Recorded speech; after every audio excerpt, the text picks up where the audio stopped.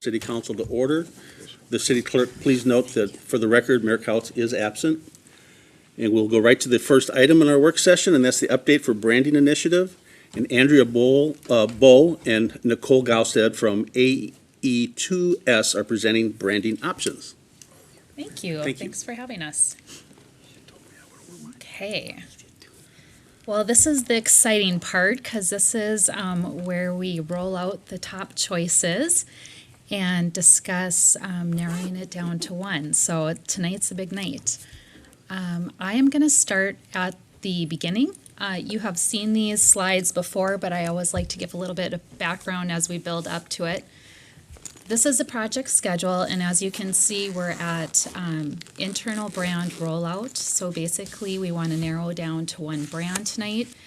And starting tomorrow, we'll start working on rolling it out internally to staff with a goal to roll it out externally at the fire muster.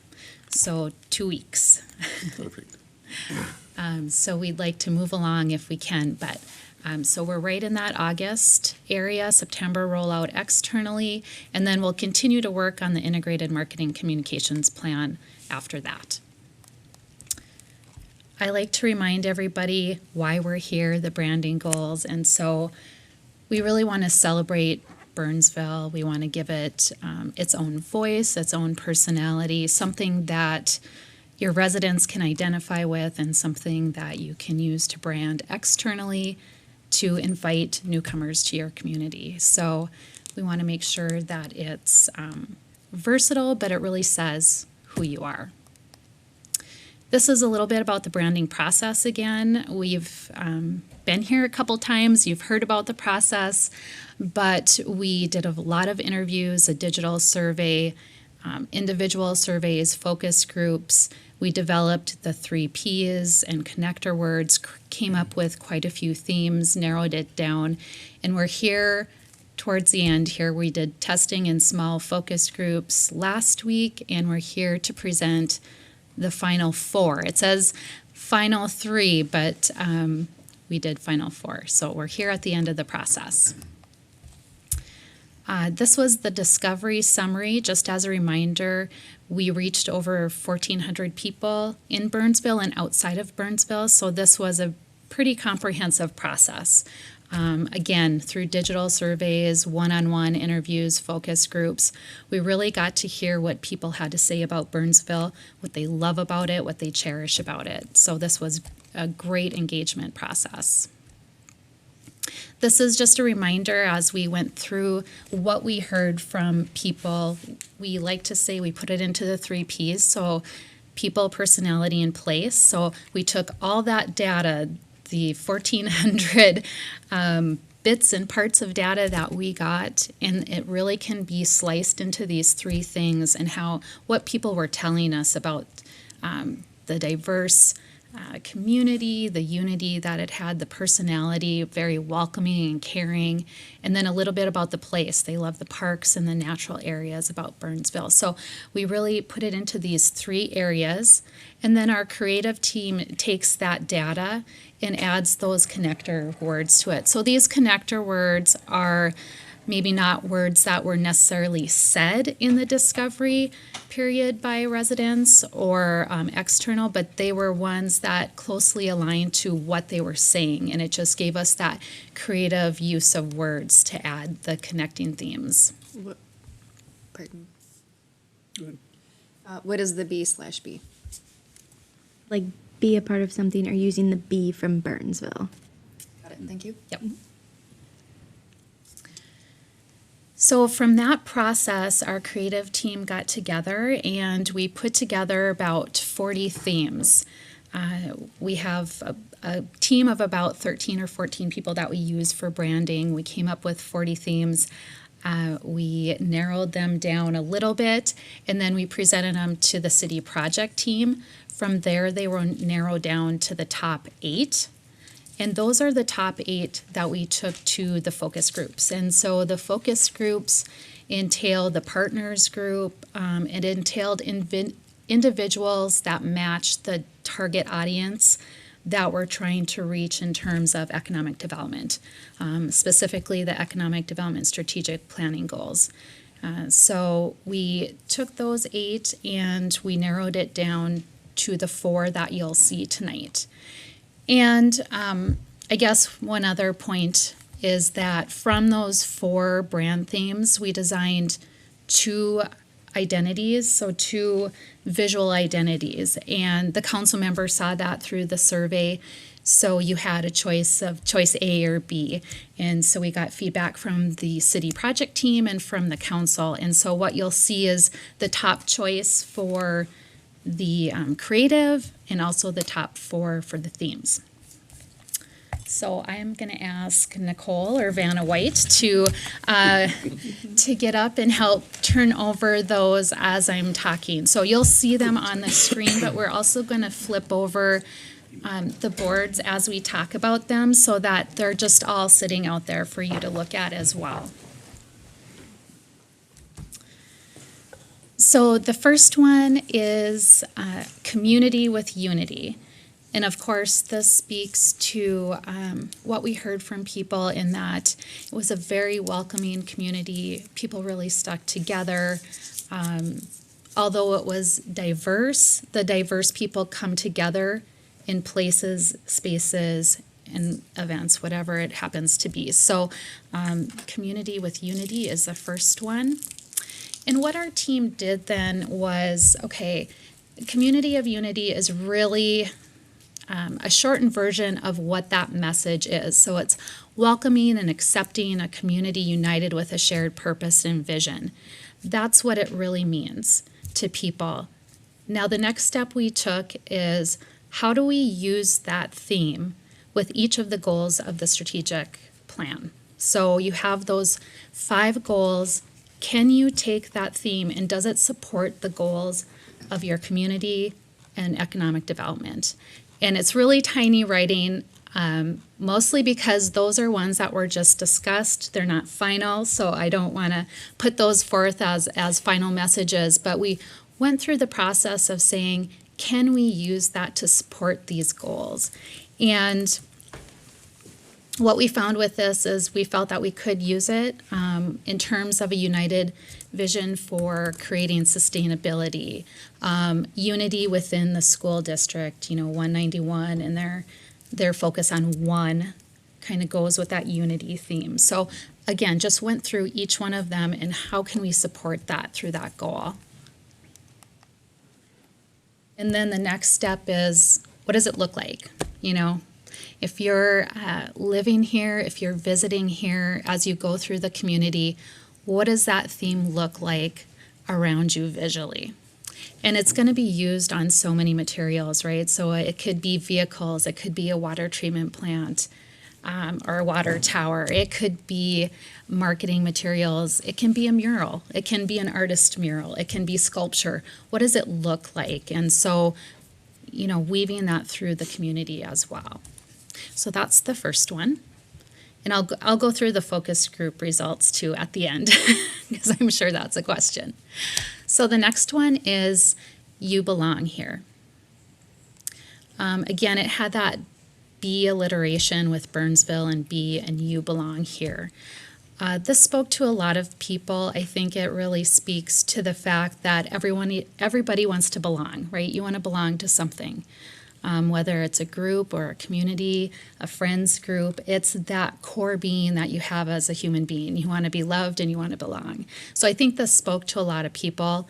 As we looked at the message behind it, it was that you feel at home here. You belong here, regardless of who you are. And so it spoke a little bit to the diversity as well. And then again, we took it down to that sub-message level. How does it relate to the economic development goals? This one has a lot of opportunity to use it in different ways because you belong here can be you as an individual or it can be a collective, right? So it can be students belong here, all the way to a brewery belongs here or whatever it happens to be for economic development. But what it really means is you're welcome. And then again, how does it look on different aspects around the community? The next one is Naturally Beautiful, Uniquely Burnsville. This one is really bringing together those two ideas of people's love of the natural spaces and the parks, and then what is unique about Burnsville. And again, it's that diversity with unity and putting that into that sort of theme together, trying to take those two ideas and match them together. The supporting theme is that natural beauty can be found in places and in faces, right? So diversity can be beautiful. You can see that all those different, whether you're people or places or things, they can be beautiful and unique. Again, matching it up against the sub-messages and the goals, I think that you can really play on the place for a lot of economic development and why you want to be here, why do families want to move here, why do businesses want to move here, the great places and spaces that are around Burnsville. And those are just some of the looks again. And then the fourth one is community, opportunity, and unity. It's trying to succinctly say what's important here. Community, that feeling of welcomeness and togetherness, the opportunity that awaits you, whether you're here, a current resident, or a visitor to the area. And then unity, and really focusing on that unity again, and pushing that forward with a little bit distinctive creative style.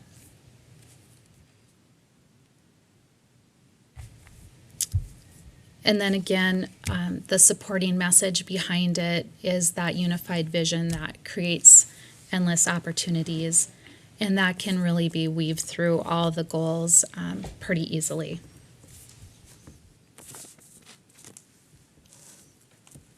Now we took these themes, and in your survey, we really had just the supporting message. We didn't show that next sub-message simply because they weren't final.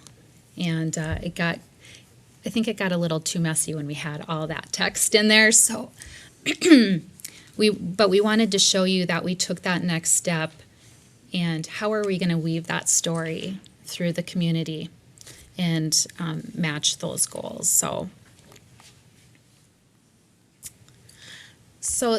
this slide is a slide of the results. So what you see here is we gave the total votes, and so we had people rank them, the focus groups rank them. So on the top you'll see the total votes it got, but on the bottom you see a weighted. And the weighted is if they gave it a number 1, that was their first choice, it got 3 points. If they gave it a second ranking, it got 2 points. If it was a third ranking, it got 1 point. So you can see that it got 11 total votes, but it got more number 1 votes than anything else. So it got a 23 weighted vote. I like to look at the weighted votes because it means people had a strong feeling towards that one. Then the second one had 13 total votes and 21 weighted votes.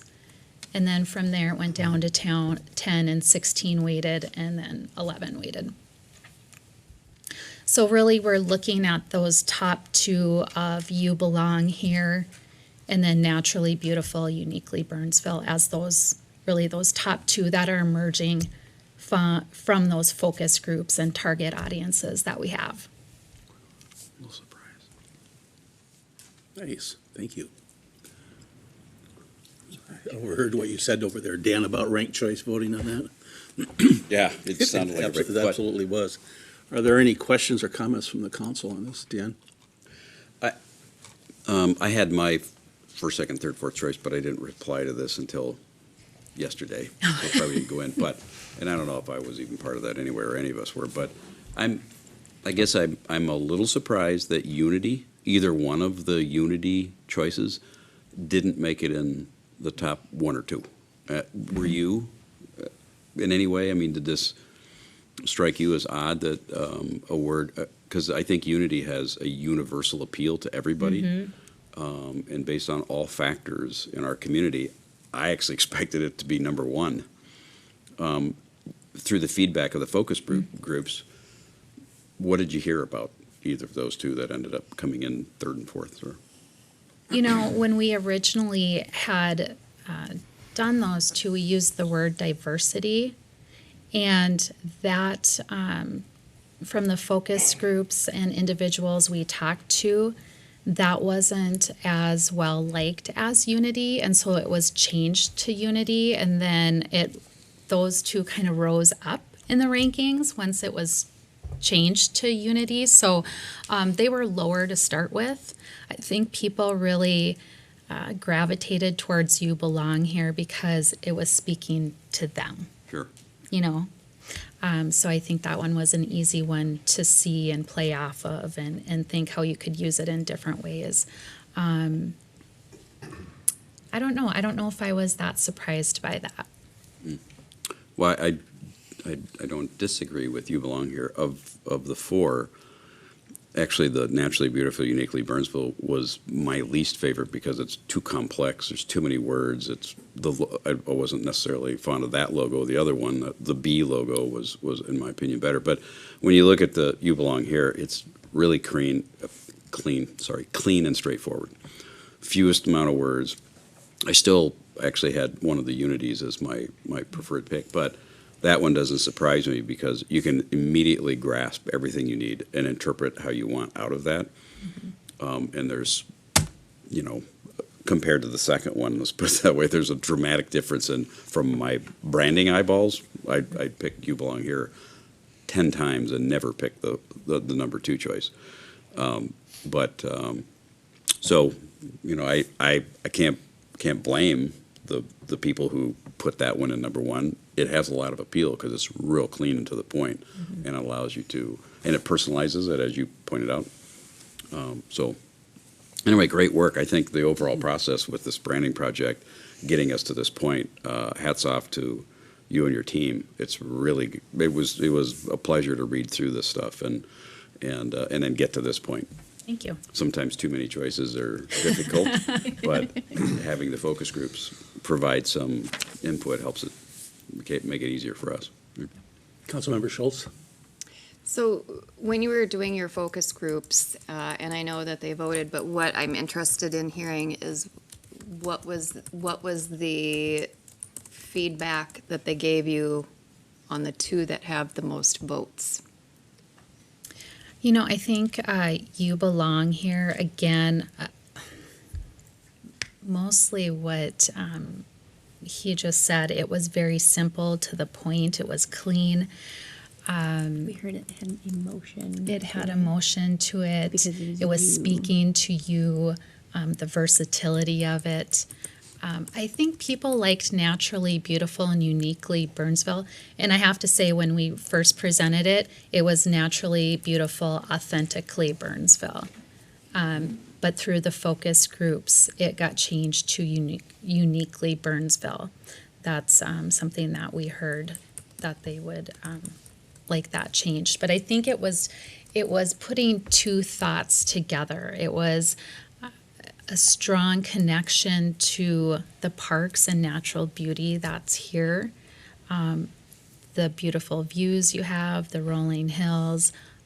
People really connected with the place, and then having that extra Uniquely Burnsville, I think they felt like they could take something that was a place and people and kind of capture it in one. So it ticked off a couple items for them rather than just the unity. Was there any specific responses that people gave you that stood out? I would probably have to go look through all the comments, and I can do that if you'd like and send those. Because I am very interested in the comments, what people said in response to that. Yeah. Councilmember Workman?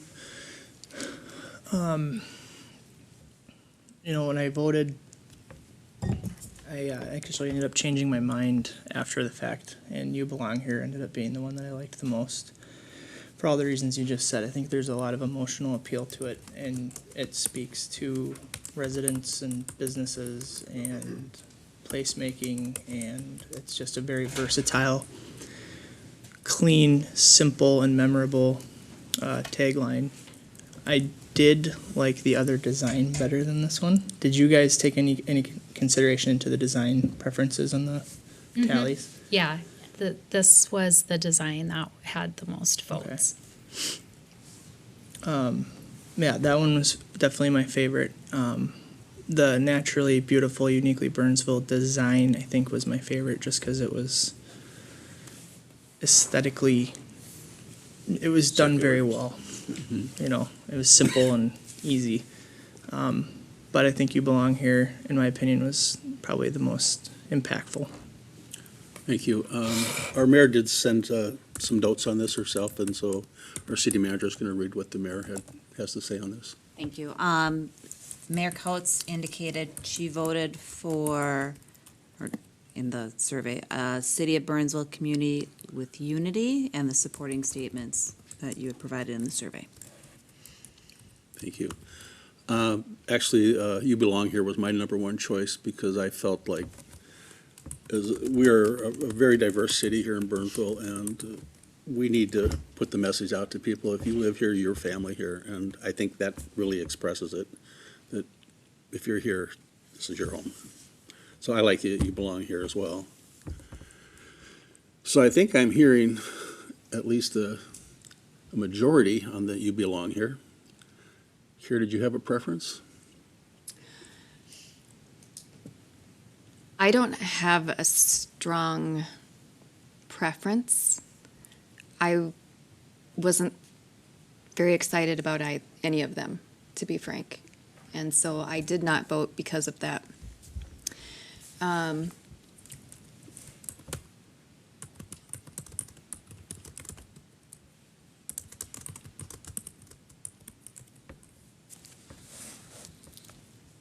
I am hopeful that the implementation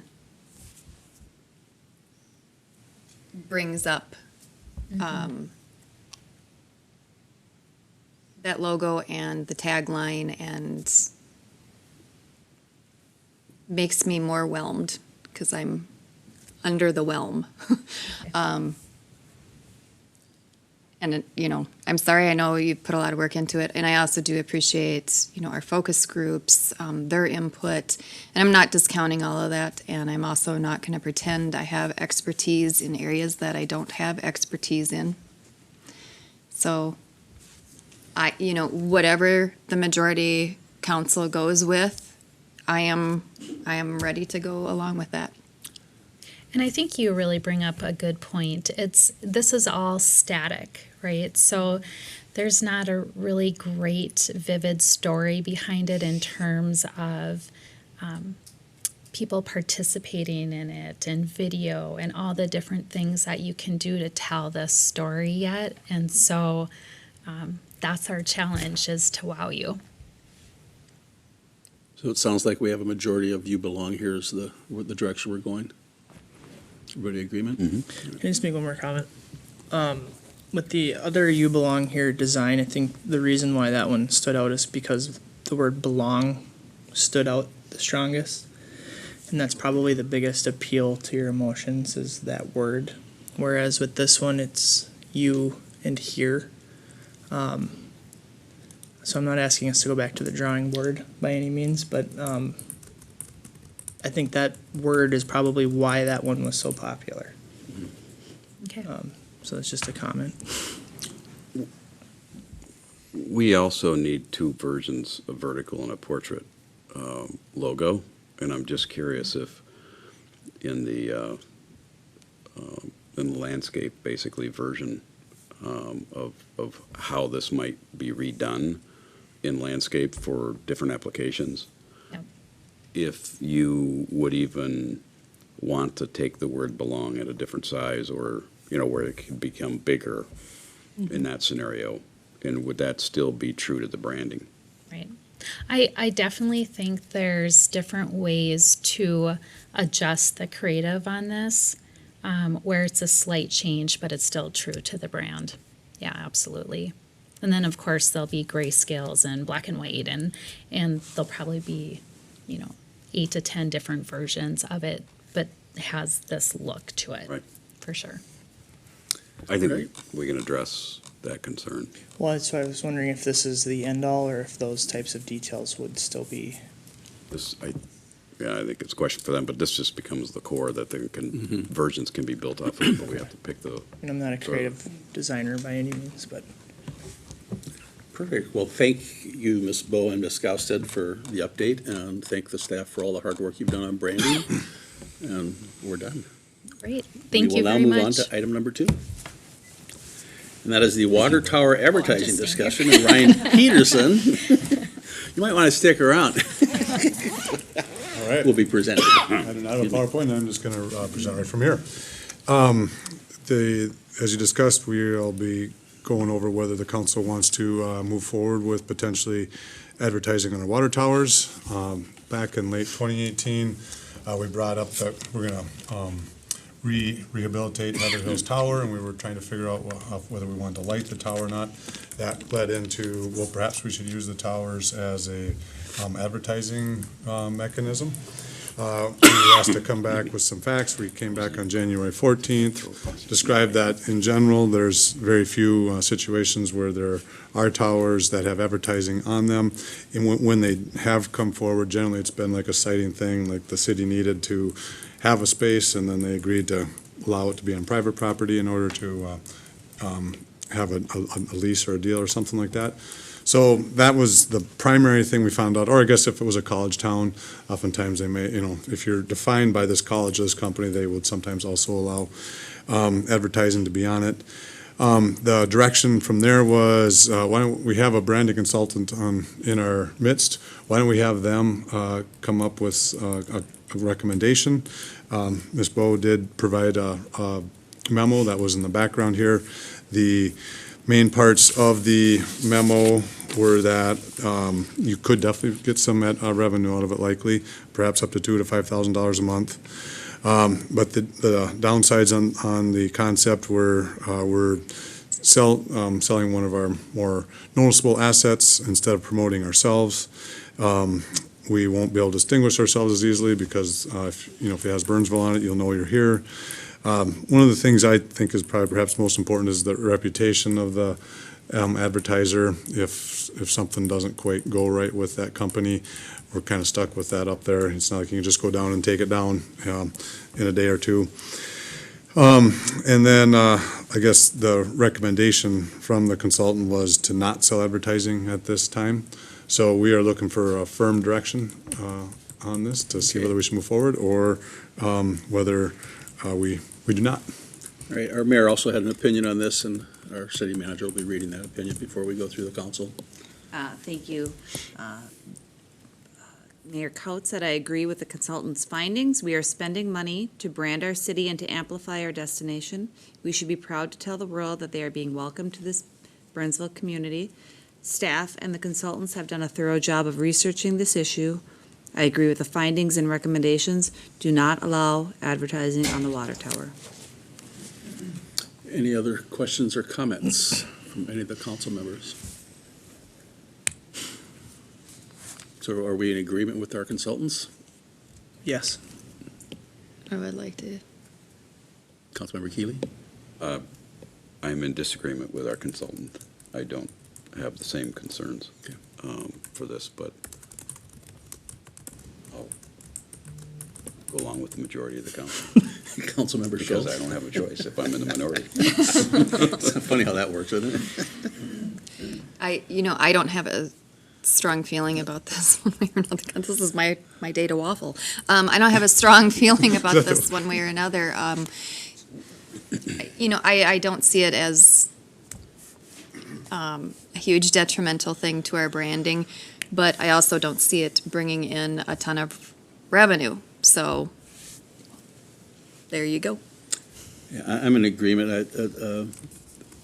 I could look at possibly doing that at some point, but with the theme that we just discussed, if you look at that water tower, that's gonna get awful busy if we put that on our water tower and try to put some other company names on it as well.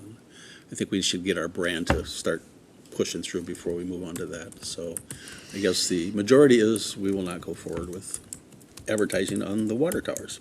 Thank you. You're welcome. On to item number 3, and that's screening requirements, research update. Sarah Arnold, our city planner, is present. Give everyone a chance to leave here a minute.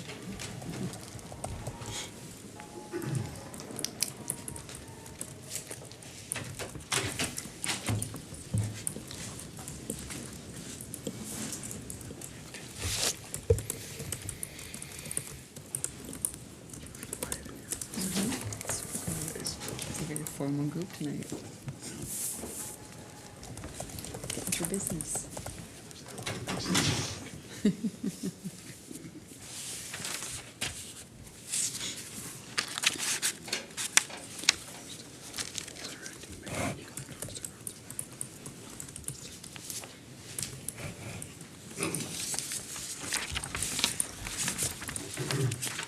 Thank Ms. you. Arnold, thank you. Thank you. So we have our consultant with WSB, Eric Weiss, here to talk about some of the research that they were able to do regarding our screening requirements, ordinances, and comparisons to other ordinances that are in our market cities. Hello, thank you for having me here tonight. So overall, the city wanted to look at where it compares to other peer cities as far as the ordinance goes for trash receptacles, and really evaluate kind of where's the city at and consider potential future changes as the county and other peer cities are looking at organics recycling and whether or not the existing code will allow for that and really provide the room for additional needs. We also wanted to look at what are the particular business needs and the needs of the haulers. And so we've looked at a number of different issues. Your current ordinance is listed here for commercial and multifamily. You do require a number of components, those being that the materials match the principal structure, that a roof is provided on the enclosure, and that gates are also provided. What we did was look at 15 ordinances from throughout the metro area. And then we also did look to some California cities just as they're kind of the leader in some in organics recycling, and wanted to see kind of where kind of we can expect the future of hauling needs to go. Our staff did have interviews with 3 local haulers to kind of figure out what are their specific needs, and then also talked with Dakota County staff. So again, those 3 main requirements are our roof, the materials match the principal structure, and providing a gate. Here's kind of an example of what you could expect to see in Burnsville with that roof and the gate and the matching materials. I'll kind of go through kind of the big pieces, the big components of ordinances that we've seen throughout. Some of these apply to Burnsville, some don't, but really wanted to kind of go bit by bit for you as we look forward. So as far as a roof, again, you do require a roof.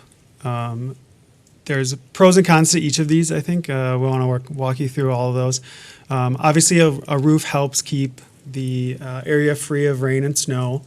That does help prevent some runoff, as well as that water is not coming down, kind of picking up whatever is on the ground or on the enclosure or on the dumpster and bringing that into the water. And obviously, it looks nicer. It kind of encloses it. It has a nice look to it.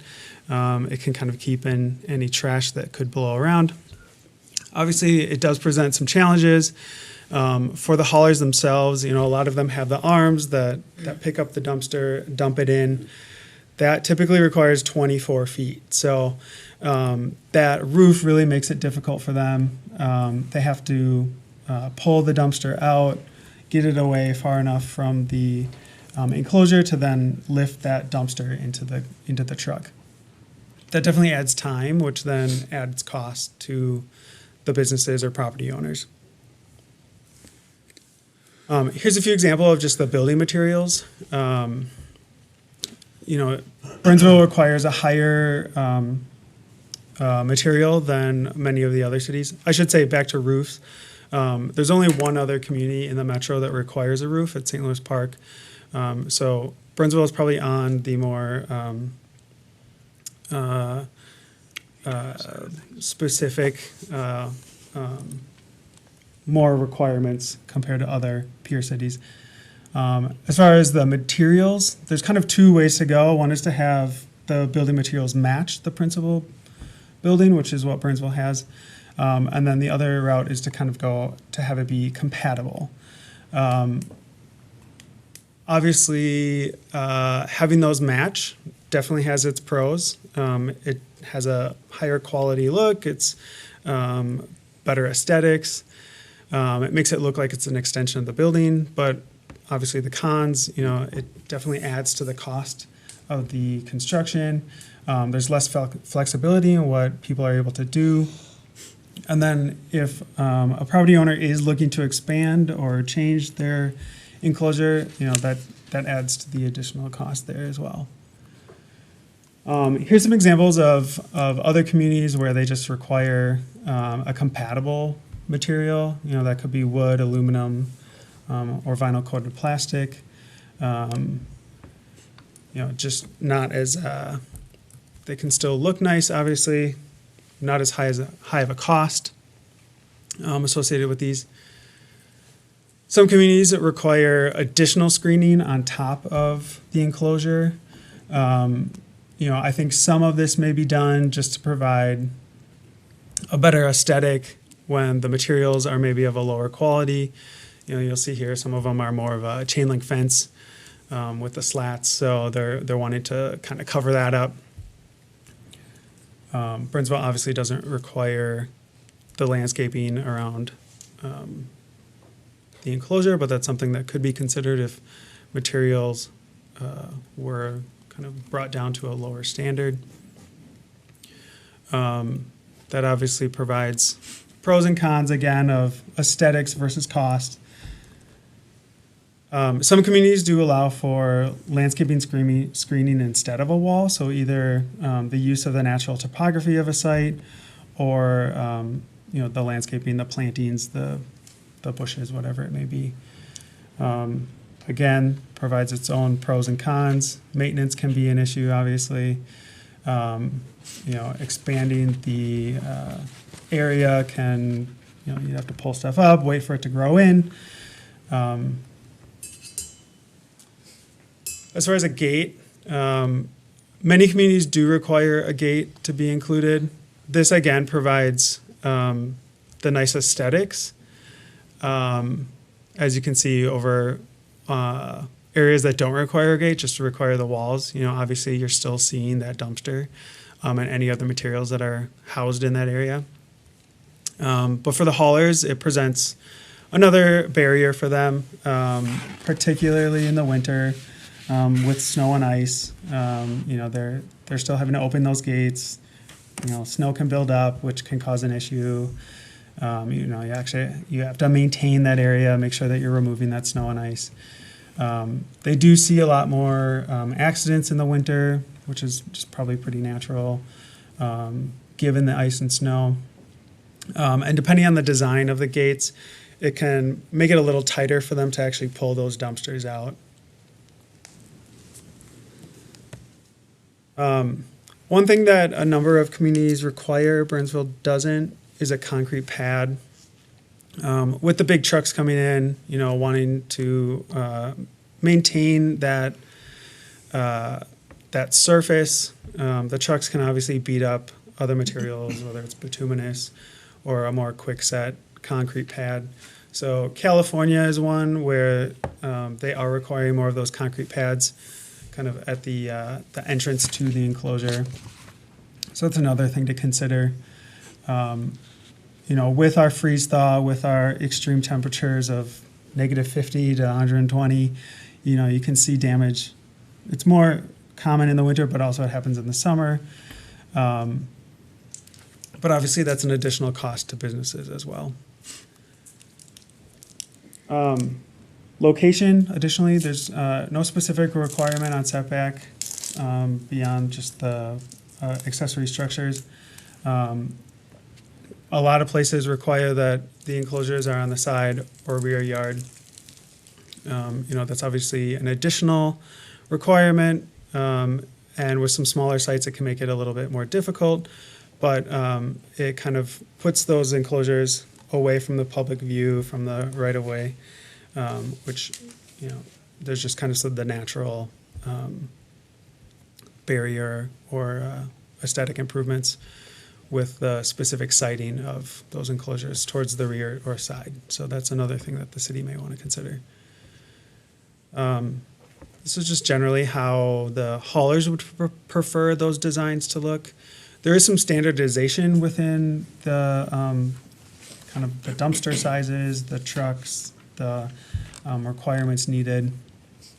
They do like to have kind of, enough room so that they can pull the dumpsters in and out easily. So there are some different sizing requirements that we have seen. Some communities require different sizing depending on the use. So that's something the city could also consider. The bigger difference being for food producing businesses, so like a restaurant where they may have more of an organics need. Some cities in California are requiring kind of 3 bays for dumpsters, so for trash, recycling, and organics. So it's kind of the big overview. From a high-level standpoint, Burnsville's ordinance is a little bit more prescriptive than other communities, so that does add cost. Does make it a little bit more difficult to get those enclosures approved. In comparison, probably it's the roofing requirement and the building materials are probably the two that stand out the most. And then there's some other things that the city may want to consider adding on as additional requirements, and that's kind of the concrete floor and the location. So the memo does outline kind of the various things, the various components to consider, and the areas that we're seeking additional input and guidance. Thank you. Any questions or comments from the council? Councilmember Keeley? Well, it was a little eye-opening for me to learn that we are the most prescriptive, to use your word.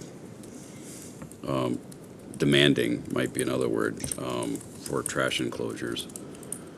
There are some situations, for example, the CSM strip center that Aldi went into, where the backside is now kind of a front side with Costco right behind it. And I remember when Aldi came in and they were going through that amendment and design, and we had them put in very nice brick with a roof, trash enclosures. In their case, like I said, the backside of the strip center is really also a front side because of the traffic coming in and out of Costco, and the back of the center 20 years ago was really the backside. Now it's a heavily trafficked road, and so those enclosures might have been desired by that particular landowner just to do something nicer than if we had some of these proposals or these examples that you had in our current ordinance. But then we have situations like an office building on Cliff Road that was built many, many years ago and had their trash cans inside the building, and then when they wanted to put them out because recycling requirements, et cetera, they didn't have a trash closet big enough to handle. And our ordinance was forcing that owner to spend upwards of $20,000 to build essentially an accessory structure to hold a couple of garbage cans. There wasn't even actually a 6-foot bin or garbage dumpster. It was just garbage cans. And so we have, maybe that's an example of sort of the other end of the spectrum where we were way over the top requirement wise for him to just move a couple garbage cans outside and not keep them inside his building anymore. So you hit on some things, certainly with material requirements, the roof, that I think I'm in favor of relaxing and from my perspective, and also citing the location. In this particular example, that office building on Cliff, the building was put on a, I call it the west side of the lot, with parking in the front, parking on the side, and then some room in the back. So there was no place to put it except right on the corner of the backside road. And this building has three sides to it then, because there's three roads on either side. So there really wasn't a backside to it. Which created another challenge. And under our current ordinance, we were basically forcing them to put it in a place where it was extremely visible, when I wish we were been able to have the flexibility to maybe park it on the other side of the lot behind the building, would have been closer to the building. And so that's just one example. And Jenny and her department have dealt with 100 different examples of applicants or situations where our current ordinance was really requiring an excessively expensive structure to put garbage cans or a dumpster. So I'm in favor. I'm glad this came up, and I believe it was Councilmember Schultz that brought this forward, and I appreciate that, because I feel like we were a little excessive in our requirements, and to find out that we were the most, in the metro anyway, excessive when it comes to our requirements, or demanding. I would like to fix it. Let alone the Ames Center circumstance, which also prompted this to come up. Our own city-owned building is struggling to comply with our own ordinance, so that tells you something about our ordinance. Councilmember Schultz? So looking at this, and you're looking at direction on a number of things, so I'll go down the list. Roofs, I am not in favor of requiring the roofs anymore. Materials, the same as the principal structure. I'm not in favor of that. That adds to costs and makes it more difficult when they want to expand or replace. Screening, we don't currently have that. I don't see a reason to have it. Gates, I wasn't too one way or another on that until I read about the safety issues with the garbage haulers becoming injured. If there were gates, that they were more apt to become injured and have workplace injuries. So I am not in favor of gates if our pretty hurts other people or creates work comp issues or causes disability claims. I think that's unfair of us to do that. Concrete floors, we don't currently have them. I don't see a reason to start having them. It's not like they're in the parking lot, they're in those types of areas, so, they have a surface underneath them. Location, we don't really do that, so that's fine. We have our setbacks, and I think that's good that we have our setbacks. That seems to work. So that goes down the list that I've seen on preferences. Are there any things I missed that you were looking for a direction from council? Acting Mayor Gustafson, Councilmember Schultz, the last one on the list is size. Do you want to have a Size, minimum that's size right. Thank you. requirement to accommodate organics and recycling? I don't think so on the maximum or a minimum. It would be nice, though, so you had that drawing that the garbage haulers had on, what's the sweet spot for them to be able to easily haul in and out. Having that available, not that we require that, but just having that available to let our developers know that this is a preference for ease of hauling. I think that would be a nice additional thing that we we do for their information. And I think most developers like the idea of things are standardized and they can just go to this or that. And if we provide that, I think that's what they would end up doing. But I don't think we need to put a minimum or a maximum on that. Because then we get into, well, how big of a place are you? And do we do this? We would get really finicky really quick on that one. That's my Thank you. 2 cents. Councilmember Workman? I tend to agree with Councilmember Schultz. Our office has been at one place that had absolutely nothing and a freestanding dumpster at the end of the mall, and now we're at a location that has kind of a Taj Mahal of trash screening. And I don't see that hasn't made a significant difference, in my opinion, on where the trash goes. We all have trash cans, and for some reason, these, not just ours, but all of these ordinances kind of treat them like they're something foreign to us, but we look at them every day when we get in our cars and go to work in the morning. So I don't have any major issues with stripping this down, and if we've got Dakota County and our local haulers advocating for this change, and especially with Dakota County staff kind of applauding us that we're even considering it, just to allow more organics in that program that they're starting, and maybe it would open up a better possibility of them expanding that program without this standing in the way. Our mayor also had an opinion on this. Acting Mayor Gustafson and Council. Mayor Coates said, "I would like to see staff and the waste haulers come up with a solution that is not going to have trash blowing all over the place. This was a major complaint in the 90s and was why this ordinance was put in place." If I may. Councilmember Schultz? And I also realize that is an issue. People don't want trash blowing out all over. But one of the things I noticed, both in the background and the presentation, is when the trash haulers are saying that because of the gates and because of the roof, how they have to yank those suckers out and then do the arm and then empty them.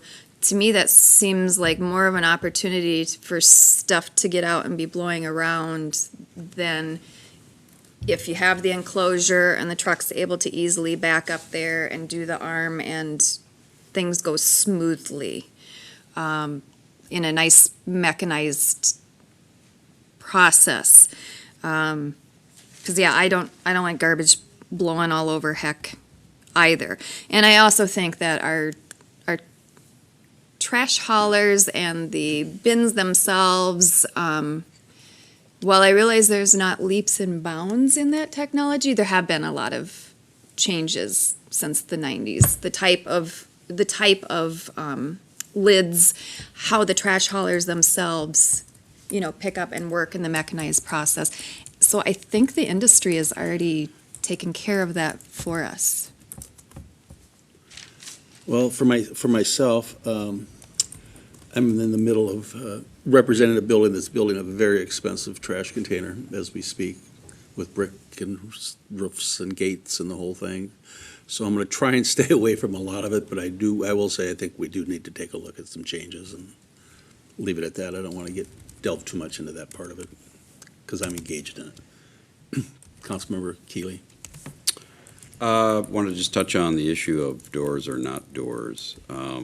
I don't know that our ordinance has to require it because I think businesses will choose to do it for security reasons and to keep people from dumping garbage in their dumpsters. It's more of a choice on the business to prevent, that sort of, I don't know there's a word for that.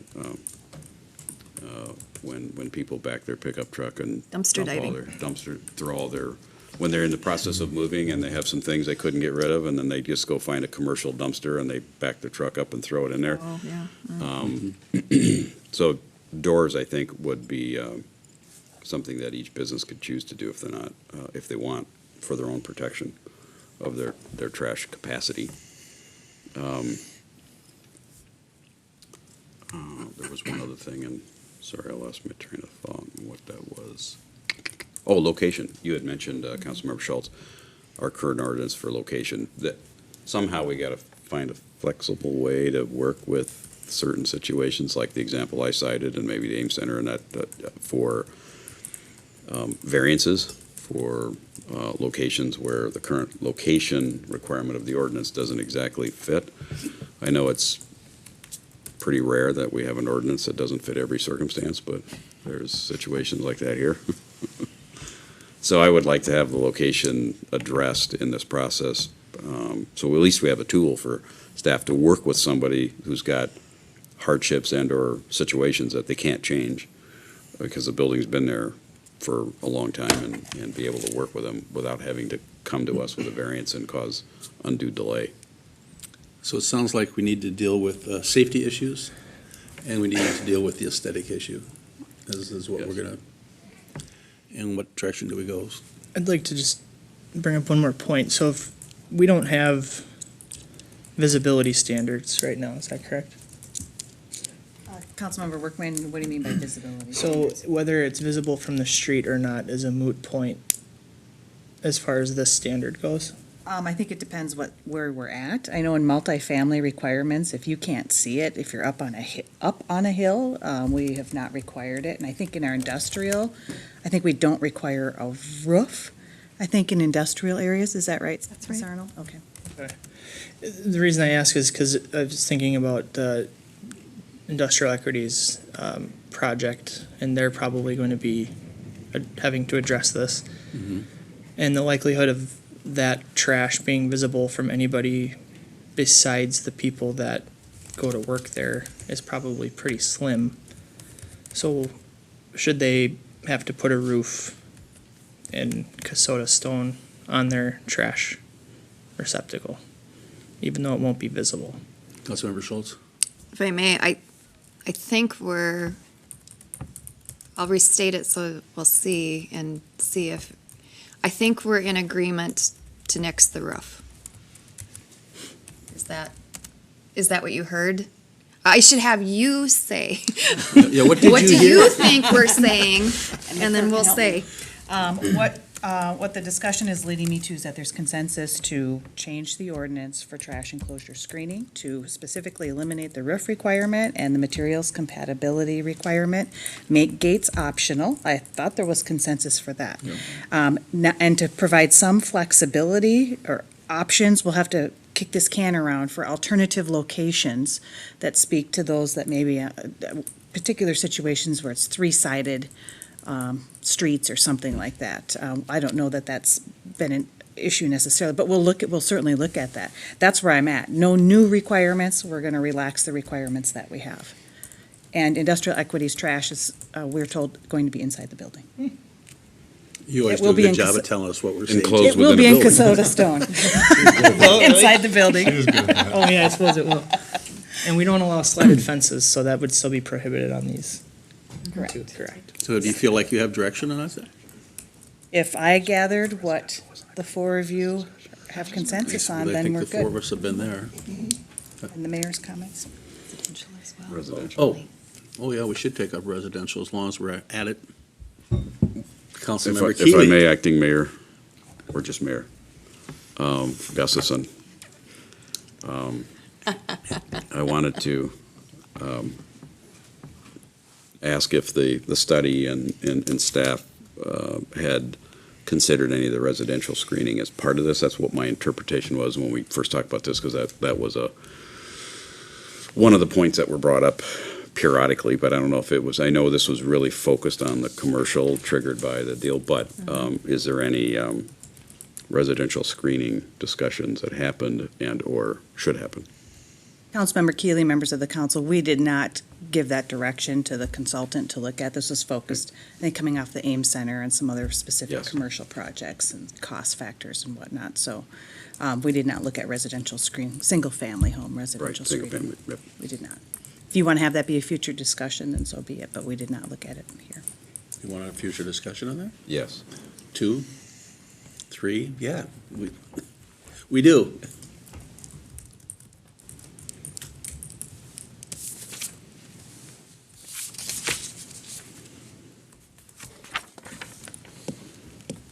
Okay, I think we have direction where we're going on this, and we can move on to the next item, number 4, which is our transit-oriented development ordinance check-in.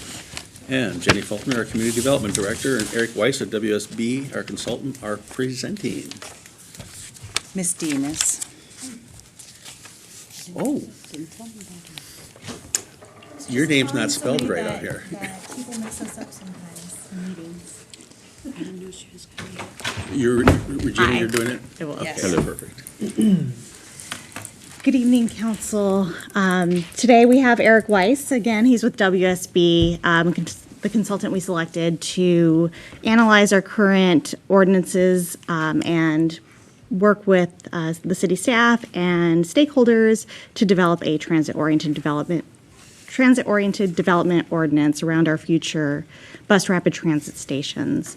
So as you remember, in our comprehensive plan, heart of the city and transit-oriented development was a focus area. And so we're working on the implementation phase of that. So I'm going to turn it over to Eric, and we'll have some questions for you at the end. All right, so from a high level, thanks for that intro. From a high level, the goal is to look at a TOD district that really kind of takes a fresh look at the heart of the city, takes a modern, kind of 20 years later of review and approach, and wants to look at how can the zoning ordinance implement the vision that was outlined in the comprehensive plan, make it easier to administer, and encourage redevelopment and development. With BRT coming, we really want to set the stage for the success of the transit line and for the future and continued success of Heart of the City. We are, looking at 2 transit stations in the area, one directly in the heart of the city, one slightly to the west. So looking at potentially expanding what does the heart of the city or the TOD area look like, what's included. Generally speaking, the list of permitted and conditional uses is pretty extensive and very specific. From a high level, the trend in zoning is to kind of go away from those really specific uses and to be more general. As retail has changed, as people are using spaces differently, cities are kind of relaxing those requirements to allow a little bit more flexibility in what is in commercial spaces. We're seeing people have to be really creative. There's an aquarium going into Rosedale Mall, and there's a Lifetime going in at Southdale. So people are just having to be more creative, more open to new ideas, really to fill spaces. We want to establish densities that are going to support the transit line. The city is kind of in that sweet spot right now, so that's good. We want to continue that. We obviously want to make the ordinance business-friendly, development-friendly, while still maintaining the vision and the regulations that are necessary to create that very special place within the community.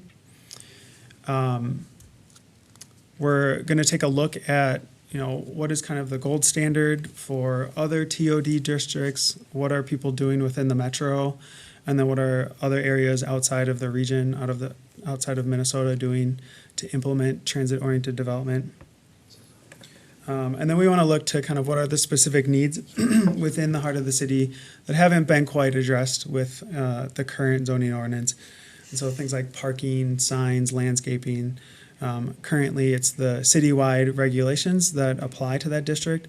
And we know that it's a different place with a different, it's a unique character. And so we want to look to what are the needs within that district, to have parking standards apply to the entire city, apply to a transit-oriented development is a little counterintuitive, knowing that there will be more transit access. And so, reducing those parking requirements or setting a maximum is something that we'll want to look to. But really, we want to build on the success that the city has already seen. So I kind of think of this as like a Heart of the City version 2.0. and really kind of brings it up to our current realities. So as far as the study area, you'll see the existing zoning here with the 2 transit stations and the half-mile as the bird flies buffer. There's the Heart of the City 1 and the Heart of the City 2.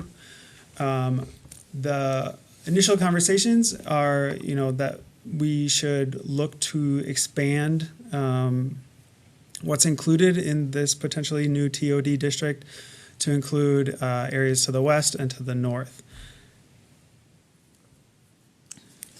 There's some really good things that we want to build on and want to make sure that we bring forward into any updates.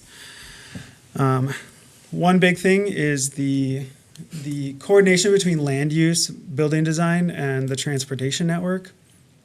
As people do transit-oriented development and form-based code, really putting together a hierarchy of street types, which is what you have right now, where you require different development patterns on your main corridors, your Nicollet, your Burnsville Parkway, as opposed to kind of the secondary streets. So that's something we want to make sure that we continue.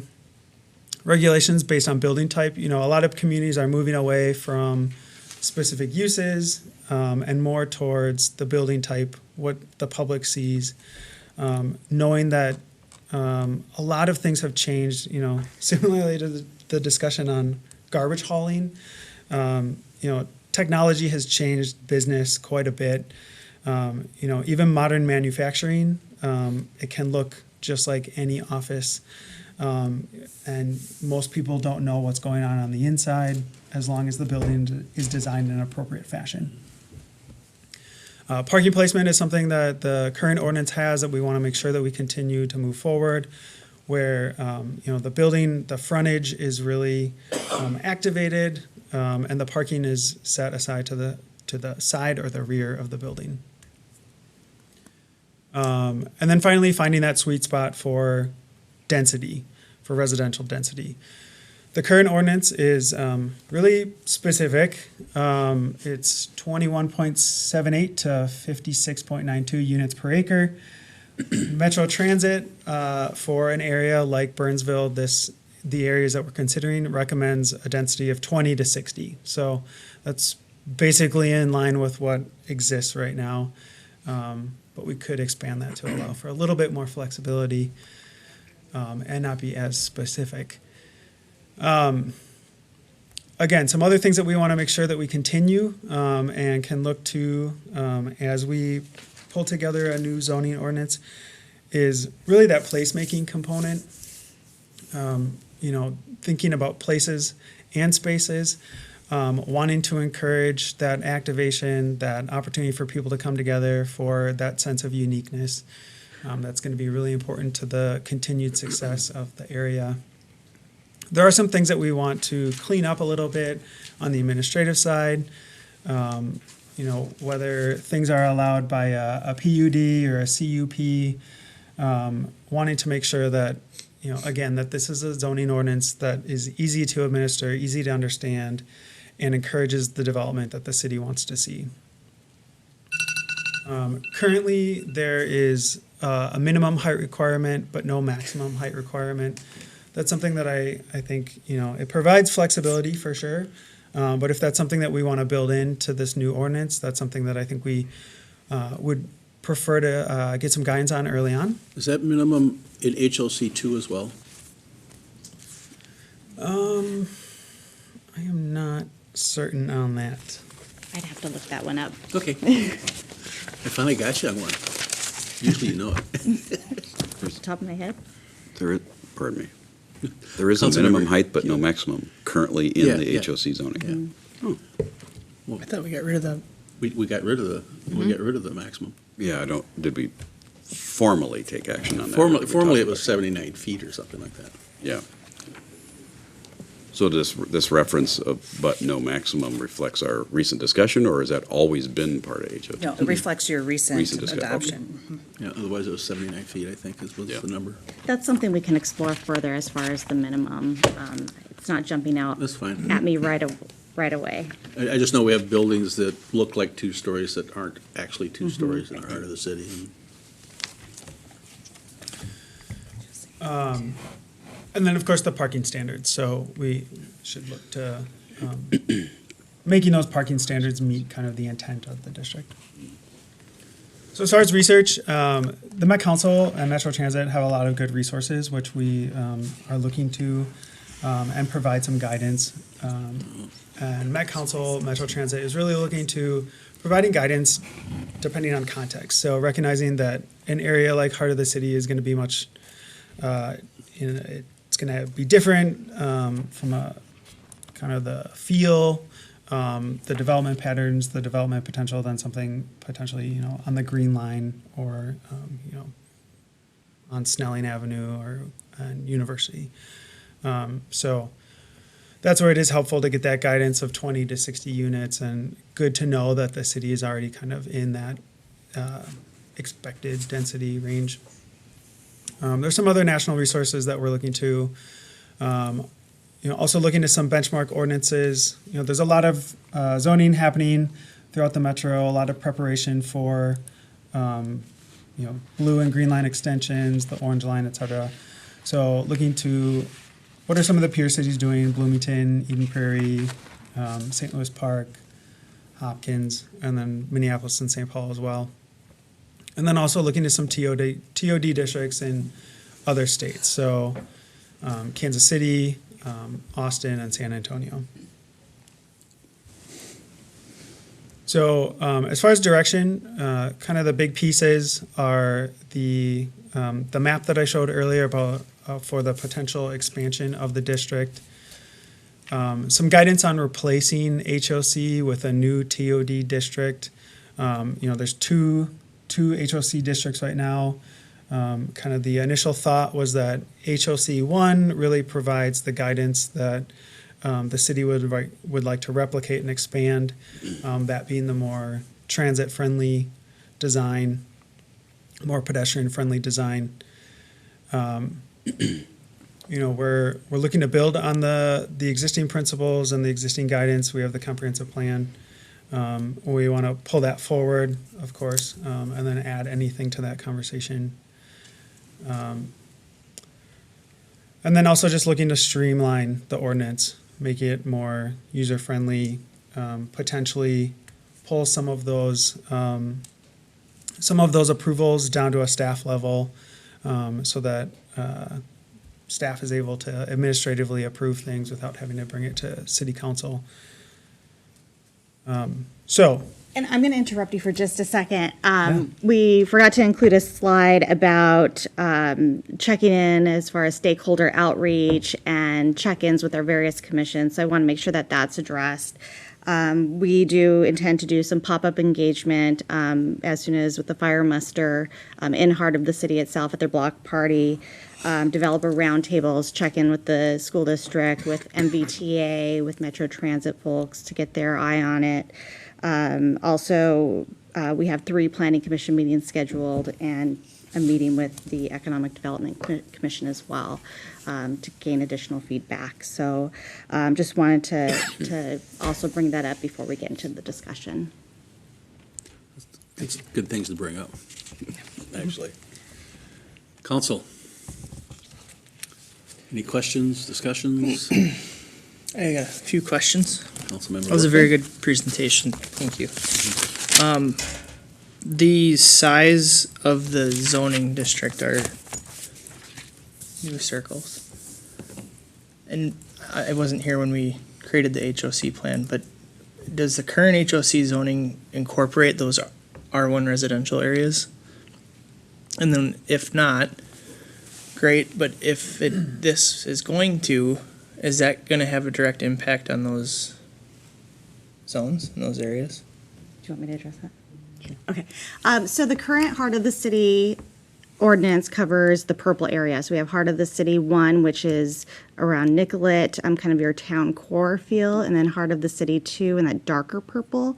It does not include any of the single-family residences. Our comprehensive plan shows a concept plan, which is in your background report, that shows heart of the city almost jumping over 35W along the areas in red that are our business, like our B3 zoning districts. What's highlighted in the black areas is closely follows what's in the concept plan, as well as north of 13. That's an add-on based off of the Burnsville Transit Station. What the half-mile circle encompasses is generally what you want to cover for a transit-oriented development ordinance. However, there's things that you might want to, so your first look is your kind of broad brush look. High level is going to be that half-mile circle. As you get into the details, you might want to pick those things off, that it doesn't make sense to rezone an area that's an established single-family area. We don't see that changing in 20, 30, 40 years, so that might be, drop off. And that's what we'll get into through feedback with the council, through feedback with our different commissions, with stakeholders. We also see this as potentially being used within our Burnsville Center area, our Center Village, and so it can be transferable over there. So some of those elements, but sometimes it's a barrier, a freeway to cross that it might not make sense to be called a transit-oriented development zone. Just it might be within that as a crow flies half mile, but not within a walkable, bikeable, pedestrian-friendly kind of area that TOD tries to accomplish. And I appreciate extending it north of 13. It was just that southwest corner that was a little concerning, but if we're still going to narrow that down and punch some of that out, then I'm not going to spend much more time thinking about that. Is there an impact to TOD funding by doing this, or is that going to maintain kind of as we've historically seen it with just our HOC zoning? I mean, do the powers that be care how we label it when they're looking at grants and funding for development? So we did receive a specific grant for this ordinance. It was part of our implementation strategy anyway with the comprehensive plan, but because of the Met Council's goals and Metro Transit's goals, we were able to seek funding because of the proximity to the future stations. There is specific grant money with the Met Council that's called LCDA TOD money specifically tied to this area, so I think it helps. It only helps. It doesn't hurt as far as going over those funding sources. As far as the stations in heart of the city, those are already fully funded. Those are set to be, ready to open 2021. Jenny? I would just add, counsel, that I think where you're going with this is for future funding, Yeah, right? And yeah. certainly I think we can call it whatever we want, but if we use the word TOD or transit-oriented development, that resonates with people right away. So the people who are reviewing applications and who are knee-deep into the TOD stuff, I mean, then that they know this is a TOD ordinance, this isn't Gateway West ordinance or this ordinance. It's very clear what this is. So only to that extent, it would cause them to spend, we would have to have a phone call. No, this is a TOD ordinance. We just call it Gateway ordinance. But we can call it, I think, whatever we want. But certainly that TOD is a buzzword that resonates directly with TOD funding. Well, if the Met Council is pushing the TOD zoning bylaws, if you want to call them that, and we're maybe missing out on a few because we're not rubber stamping a TOD district, I would think that it would help us in the future if we are going to pursue other projects. That's all I have for now. Councilmember Schultz. So tell me why we would not have all of our business minus heavy industrial under the same TOD guidelines? What would be the no on that? You mean citywide? Wherever it's business, minus heavy industrial. Because I like where you're going with this, and I would like a whole lot more of it. So why not? Especially if we're doing something that's simplifying. Jenny? Acting mayor, members of the council, we have that as a future work session item to look at mixed districts in certain commercial areas where that makes sense, I think from a previous discussion. So we'll be bringing, right now, that's set to come back to you in December. Not all commercial, we're looking at it, but some of them buffer single-family residential, and so it's just kind of looking at maybe what roads are where it makes the easiest sense for us to do that as a starting point. But anyways, we're working on that to bring you back that information in December. Appreciate that, but notice that this butts up to single family. This does. Absolutely. So If I can add, devil's advocate me.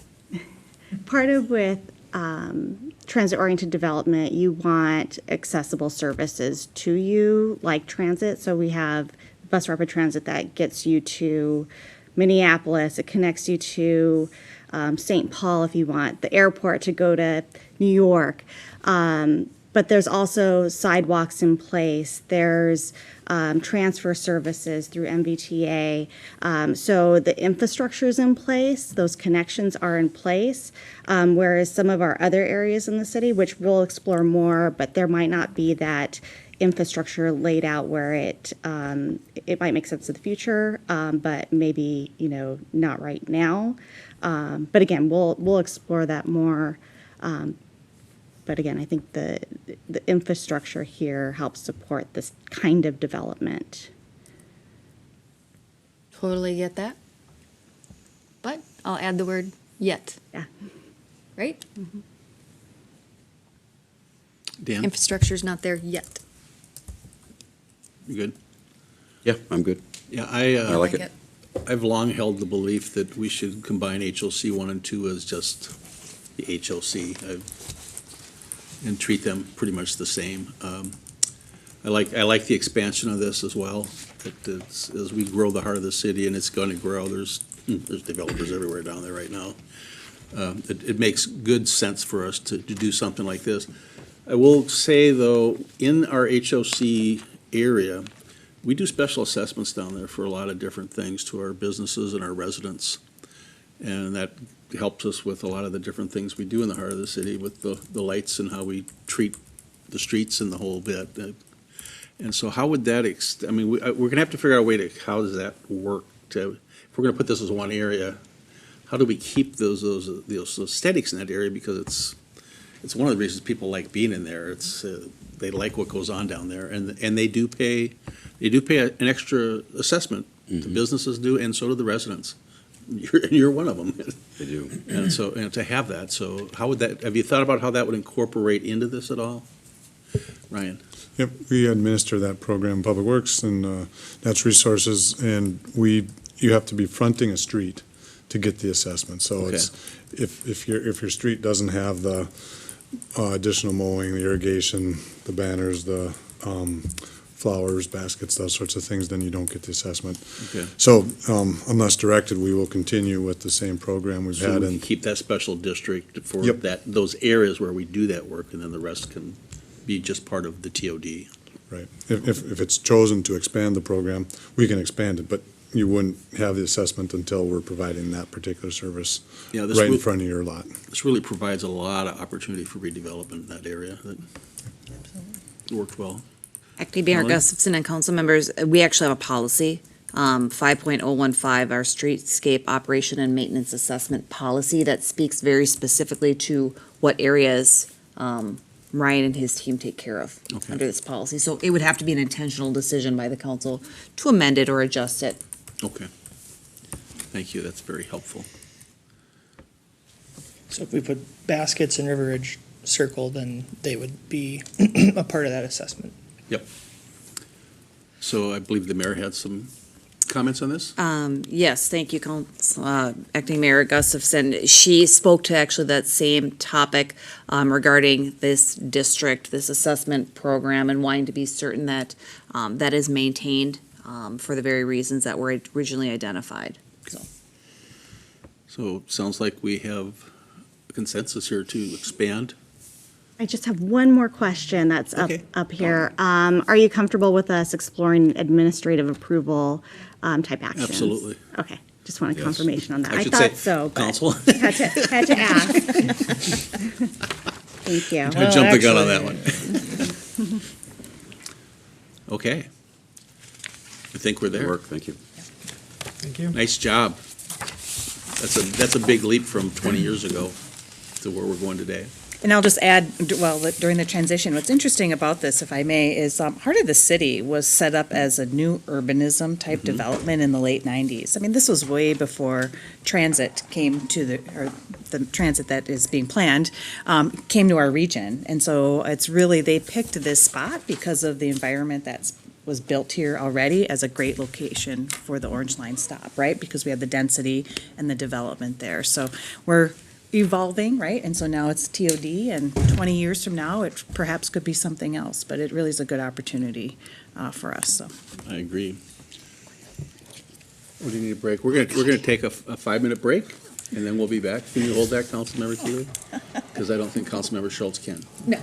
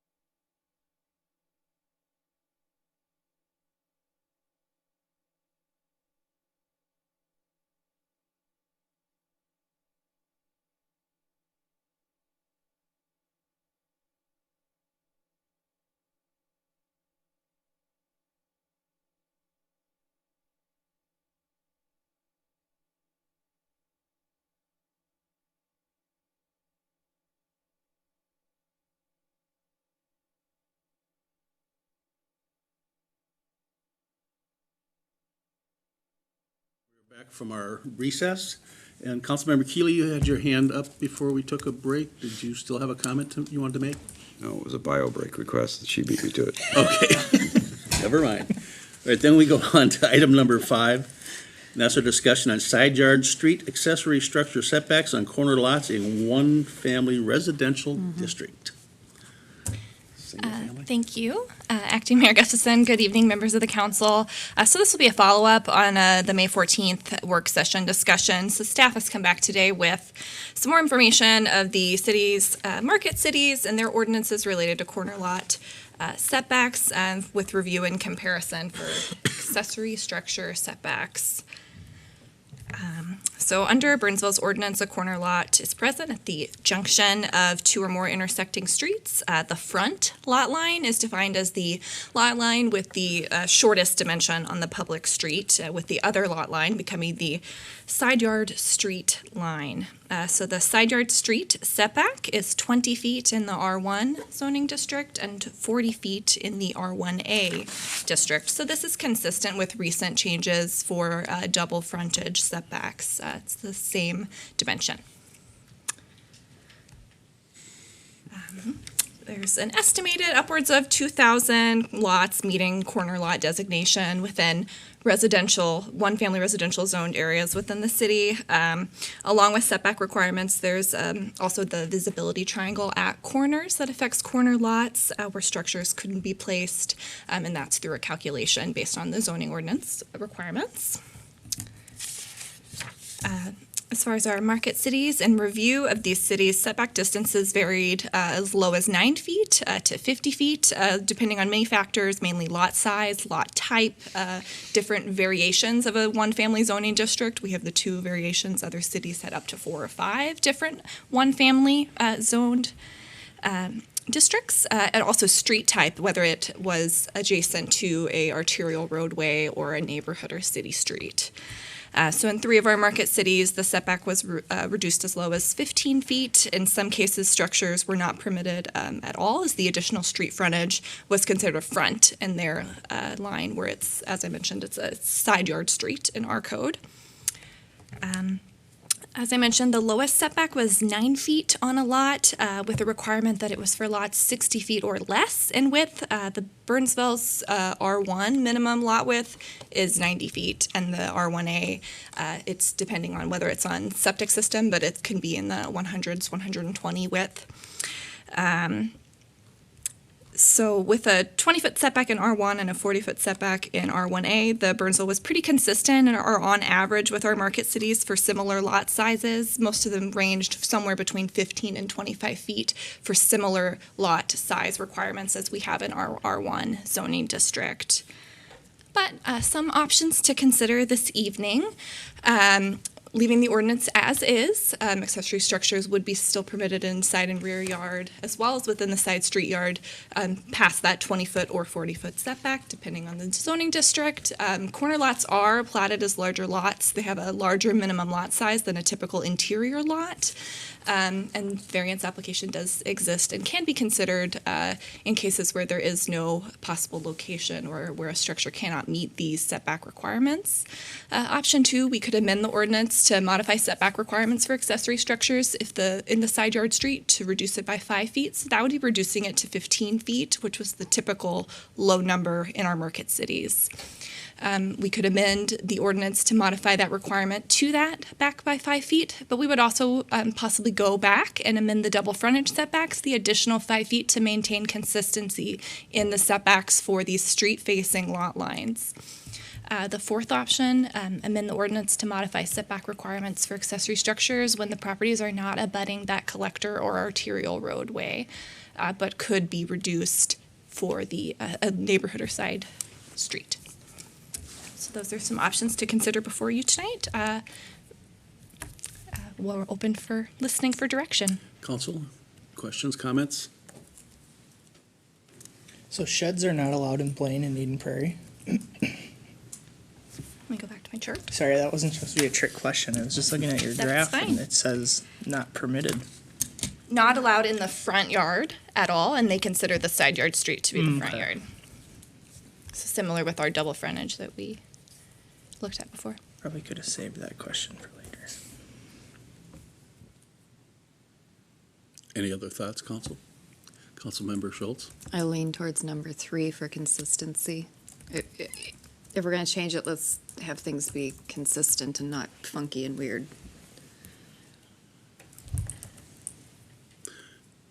Councilmember Keeley? This proposal would impact the example that I brought forward previously, correct? The accessory structure would be side yard of the home that abuts Nicollet. Which I believe my request was to take it to 10 feet, not 15. I would still suggest go with 10 feet. Because it's 10 feet from the property line, and the property line has a fairly significant, or less significant maybe, setback from the road itself. So we're, I think in the example that I found, it was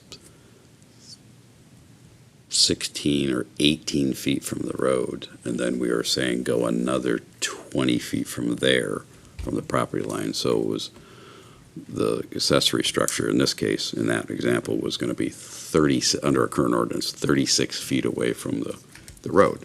And that put it in essentially their backyard instead of their side yard. To take it to 10 feet from the property line plus the 16 is 26 feet. So in that case, I know the downside here is every example or potential example is slightly different. So it's difficult. One question, do we have a minimum setback for property lines from abutting side roads to properties? Or is my example that one that was, I stepped it off at 16 feet, but their fence was actually put about 2 feet outside their property line, as we found out when we looked, but it's been there forever. So is 18 feet normal from the curb to a property line when a road abuts a side yard? Jenny? Members of the council, Acting Mayor Gustafson, typical setback is 14 feet from behind the curb to one's property line, and that's enough room for a right-of-way, a sidewalk. If there's a sidewalk there, it's usually 1 foot beyond the sidewalk. That's a typical case. If it's a collector street, it's probably wider than that. If it's an arterial, it could very well be much more wider than that. And But that, right? typical is 14 feet. Okay, so this one being 18 is, but Nicollet is a collector? Yes. Yeah, so Yes. it's typical for a collector road to be about 18 feet off. Be more than 14, I would say. Yeah, or more than 14. Jenny? If I can, I would also add, you know how we got to the 5 feet was by looking at the market cities. Yes. With all due respect, we know you asked for 10 Yes. feet, but the suggestion is there's not a market city that's less than 15 feet, so that's why Right. that option was thrown out, but we do know what your request was. Councilmember Follow. Keeley? And I think, when I looked at it, I couldn't find any justification, rational justification in my mind for not using 10, except obviously everybody else has done it this way, so yeah, there's some examples there. But what is the rationale, in your opinion, to why most are greater than 15? Because for many places, it's consistency along front lot lines in a line of homes. The corner lot, the one that may be the shortest dimension on the public street would be the front. So that, depending on how properties were platted and how neighborhoods were put together, it's either or. There's not too much consistency on which lot line is considered the front. So, and your house could still face your side yard line. It wouldn't necessarily face what's considered your front for setback purposes. Sure. So most of them still, most standard zoning code would suggest keep it still as close to as possible as what your typical front line would be, to maintain consistency for those that are on corners, for their neighbors that are all facing the same direction. Right. And there are examples. I mean, I used to live in a home that was on a corner lot. The front of the house, which was the address, faced a cul-de-sac, High Point, but the driveway and the mailbox was on the side. So it created an interesting theory of, if an accessory structure is going to put, it couldn't be on either one of those in a sense, in that particular case. But, so we have all these differing circumstances, and for me, the one that I see a lot of in Burnsville is that example home that's on Nicollet that faces a cross street, but side yard along Nicollet. And then I thought to myself, okay, if this accessory structure were 10 feet closer to the road, still in his case, 28 feet or 26 feet, 28 feet from the curb, how does that really change the aesthetics, the dynamic, the look? And it seems sort of a non-issue to me. I can't figure out why having that structure 10 feet further this way changes anything. It's a side / backyard, right? Accessory structure. It's not going to be toward the front. So I think the 10-foot request is reasonable because I still have yet to find any even sightline reason why it's a bad idea to be 10 feet off the line. Jenny? Councilmember Keeley, I had Sarah put the graphic up here, so this does kind of explain the variation of the lot types on any given block, right? So the example you're talking about is this drawing on the bottom right and the far left side, back-to-back lots with the street on the side, right? Yeah. It could be laid out, and we have areas in town that are laid out more like the side on the right, where you've got two corners and houses in between, right? And Yeah. so, in that case, if someone's shed or garage or whatever it may be is closer to the street side, the right side, the person in the middle has a 30-foot front yard setback, and then down the block, if there's more than one, they're all at 30, and then you get to the corner. So that's why a lot of cities have that standard street side is the same, because it could be somebody's front yard, like Ms. Arnold was saying. Right. Similar to the discussion on the through lot, right, back to back. That back side of somebody's yard could be the front side of the abutting properties, maybe behind it. And so that's why it's set up for consistency's sake. And on the, if I could follow up, there's a 5-foot setback for accessory structure from the back property line, right? Is it 5? 8 foot in the rear and 5 feet from a typical side yard line. Oh, that's right, 5 feet from an abutting side yard where there's not a road, right? That's the 5. And then I think it's 10 actually from the back property line, correct? It's 8 feet, but some of our neighborhoods are platted with 10-foot drainage and utility easements. So Okay, maybe that's that where the case 10 came. has an When I easement pulled the ordinance possibly. up, I saw 10. I don't remember seeing 8, and that's part of the reason where I got the rationale for the 10-foot on the side is we're 10 from the back. And then, as you pointed out, Ms. Faulkner, in some cases, the house behind could be their front yard if they're facing the other direction. And so in that circumstance, do we still require that accessory structure just 10 feet from the person's back line, even though that backyard line, property line, could be the border of the person behind them's front yard? Do you want to answer that one? Might need to think about it a little, but the scenario could go either way, where someone's sharing a backyard with someone else's front yard. In your packet, there were a few examples of different neighborhoods in Burnsville, and I traced out what the current setbacks were. So some people do have their neighbors in somebody else's front yard and somebody else's backyard. Yeah. So the setbacks are similar enough in distance between the 30 and the 20 where there's a consistency there. Yeah, so, picture, the location I'm speaking of, so let's, and that's on whatever the road is. Let's assume that person's backyard, that the next house behind them, which might have a road going through it, is orientated to face Nicollet, right? Right. Just happen to be. So, in that scenario, if this person wanted to put an accessory shed on the back of their property, they could go 10 feet from that property line, being the front yard of the house behind them. And under our ordinance, that's okay? I'm not tracking you, Councilmember Keeley, unless Sarah is. I think I understand now. So it would be that person's, if they were orienting towards Nicollet, it would be their side yard, and it would be 10 feet from the side yard lot line. of Yeah, their. let's assume this one is facing the road that it is, the bypass, or, the side road, right? So here's Nicollet, and I've got a house, and it's facing the cross street. The house behind them actually is facing Nicollet. Right. Frontage Nicollet, so that's their front yard, right?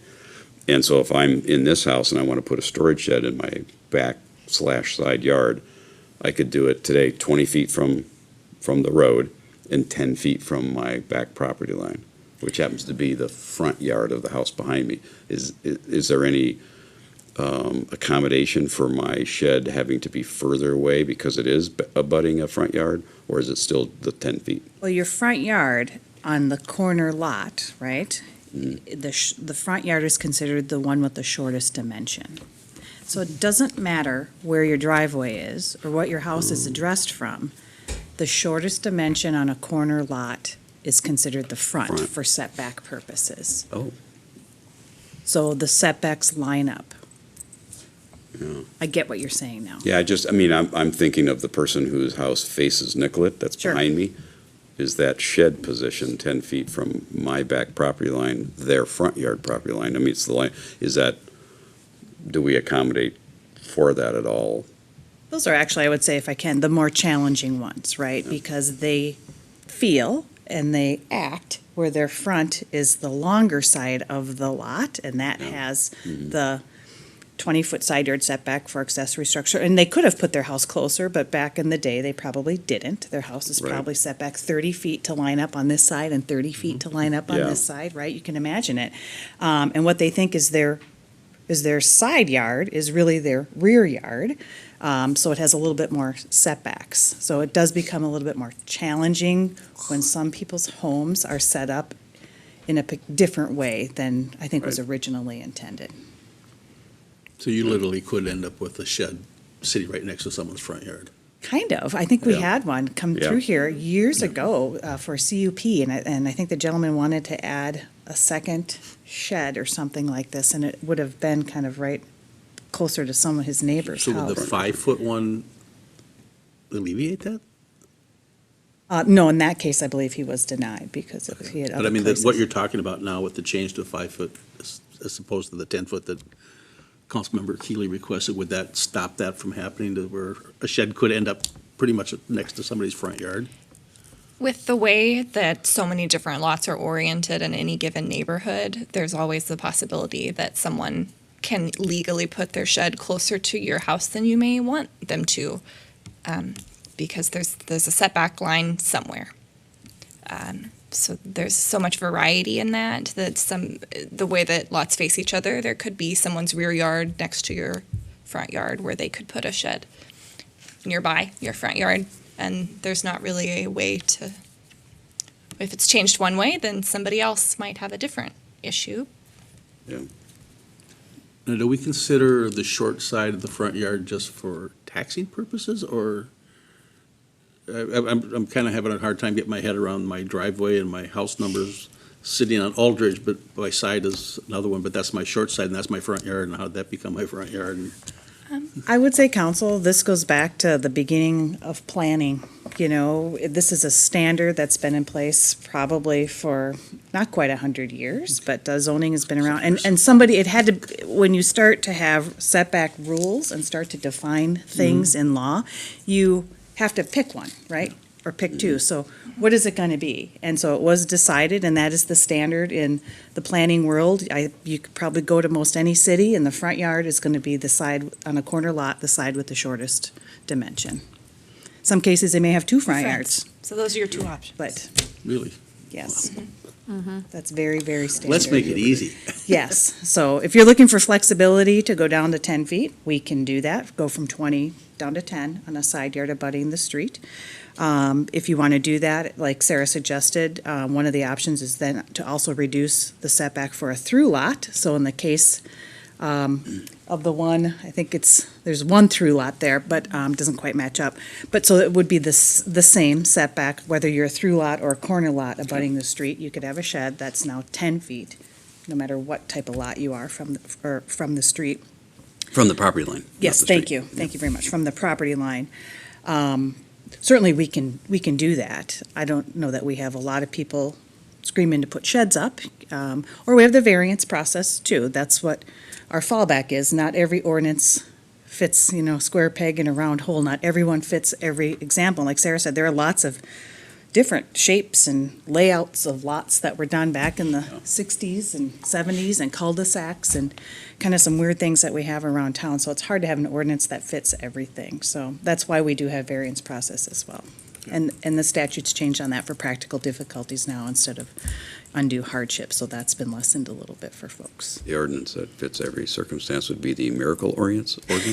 Never. So we could go back 5 and do a variance if it's needed.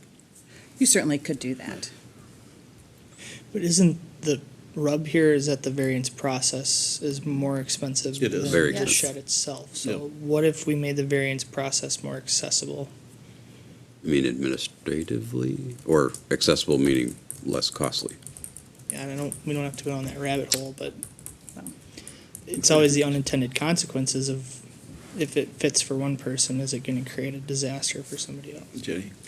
In the proposed budget, I'm proposing that we reduce our variance fee for single-family homes to $400 instead of $750. There's still the escrow. We don't get very many of them, so the impact, I was going to save this for the budget presentation, but since Councilmember Workman brought it Forcing up. it out of you. But we don't get very many of them, and to provide some relief to them. No, those are costs, that doesn't cover all of our costs, of course, but because we get so few of them, this council has asked about it several times. It's okay if we do that. If that's what you want to do, that's okay to do that. The concern is if it's free, there'd be a line out the door, and we wouldn't be able to get anything else done, and the city would be bearing the cost for that, right? So what's the balance with the need and the process and the fee? So we're proposing to reduce the fee to help address some of that need. Hopefully you'll like that. I'm just kind of wondering, piggybacking on what Councilmember Workman said, if we could do some of that stuff administratively, and if they're not satisfied with the administrative outcome, then they can actually apply for the variance. Because as you say, there are challenging lots that, maybe that doesn't make sense there, and you guys would recognize that. I mean, that's what you do. And maybe we could talk about something like that, and where some of those special circumstances, you can just take care of it instead of having to force them to come through it. And if they don't like your decision, they always can appeal to us through the variance system itself. Just a thought. Councilmember Keeley. Well, I like where you're going with on the suggestion of the fees, because in this example case, which really drew my attention to our ordinance, the fee and the escrow ends up becoming maybe more expensive than the structure itself, which is a huge disincentive for people to just say, I'm not going to bother, right? Because I think the permit for was the permit like $78 or something like that under our current fees? Probably 75 is our $75. minimum. So if it conformed in this particular person's case, they would have come in, paid $75, built their structure and be done with it. But because of the nature of the terrain and et cetera, it came forward to me, and I looked at it and I said, I agree. We're making it essentially in the middle of your backyard instead on the side yard where you'd like to put it, and hence it drew my attention to this whole ordinance, the setback ordinance. But I would like to see it go a little lower than that, actually, because this is for residential, because these are people that are going to want to spend the majority of their money on the building itself, not just trying to get it through City Hall. So I think that's a good idea. I think if the council, based on what they've seen, is not comfortable going 10 because other cities haven't done it, I can understand. I would still advocate that we make it 10, but I think 15 is certainly a step in the right direction. Councilmember Schultz. So just looking at these numbers, I want to make sure that I have them correct. From the curb to the property line is in the range of 14 to 18 feet, depending on if it's like a little residential road or a main road. Is that number correct? Councilmember Schultz, I would say 14 feet is on a typical residential street and leave it at that. It's too variable for me to say with confidence, and I'm not the city engineer to know exactly, but standard is 14 feet on a single-family residential lot that I think most of us live on. Second number I want to check is, then the discussion is, do we have, in addition to that typical 14 feet, an additional 20 feet for the setback, 15 feet for the setback, or 10 feet for the setback? Correct. That's the question before you, yes? My question to you is, and I realize that you did the caveat of you're not a city engineer and there is some, variability. What if the setback is 24 feet from the curb? Or conversely, 28 feet from the curb? The reason I ask that is I'm looking for ways that our residents can very easily measure and comply with our ordinance. And as noted, people don't always really know their property line. They think they know their property line, but they don't know their property line. And if we made things easy from something that is very visible, it's a curb, is that the point of measurement that we should be going from to make things in like every person's language that they could read and know immediately how to comply? What's wrong with that? Acting Mayor Gustafson, members of the council? Jenny? The challenge is that right-of-ways do vary, right? So if we do have it set back from the curb, we could still be in the right-of-way. Right-of-ways vary as much as types of lots that we have that are corner lots or through lots or triangular-shaped lots with only 3 sides. So that's part of the challenge with that. Curbs change. So probably, I don't want to say more than a lot line, but once the property's platted, it's pretty much platted, and that's where it is. Curbs can change as we add bike lanes, as we add sidewalks. They could get wider, they could get narrower, so there's that. And then I think it also could create an equity issue, because somebody's right-of-way is wider than somebody else's right-of-way, right? Versus a lot is a lot is a lot. So my setback, everyone's setback is based on the property line, and it doesn't matter how wide the right-of-way is. That's pretty fair. Thank you. Just a few thoughts. Do you have to consider easements and utilities as part of that as well? Correct. Oh, yeah. Oh, yeah. Any other questions or thoughts? I don't know what our decision is right now. I'm good with 10. What's that? I'm good with 10. You're good with 10? Okay. Dan? Well, it's kind of a foregone conclusion. I'm good with 10. Okay, well, I have to ask. Vince? You think I changed my mind? I'm cautious about 10. If we decided, well, it sounds like we probably are. Right? If 10 is the number, and yeah, I don't know a crystal ball. I'm good with 10 until 10 shows up as being an issue somewhere else. Councilmember. I understand your apprehension or Do caution. you understand what I'm saying, though? Oh, Is yeah, that absolutely. What's good for one isn't necessarily good for. Right. A question for staff, do we, without going through the variance process, can we have an administrative, either it's a hardship qualification or a fencing or existing screening, something where when you have, or a grade change, where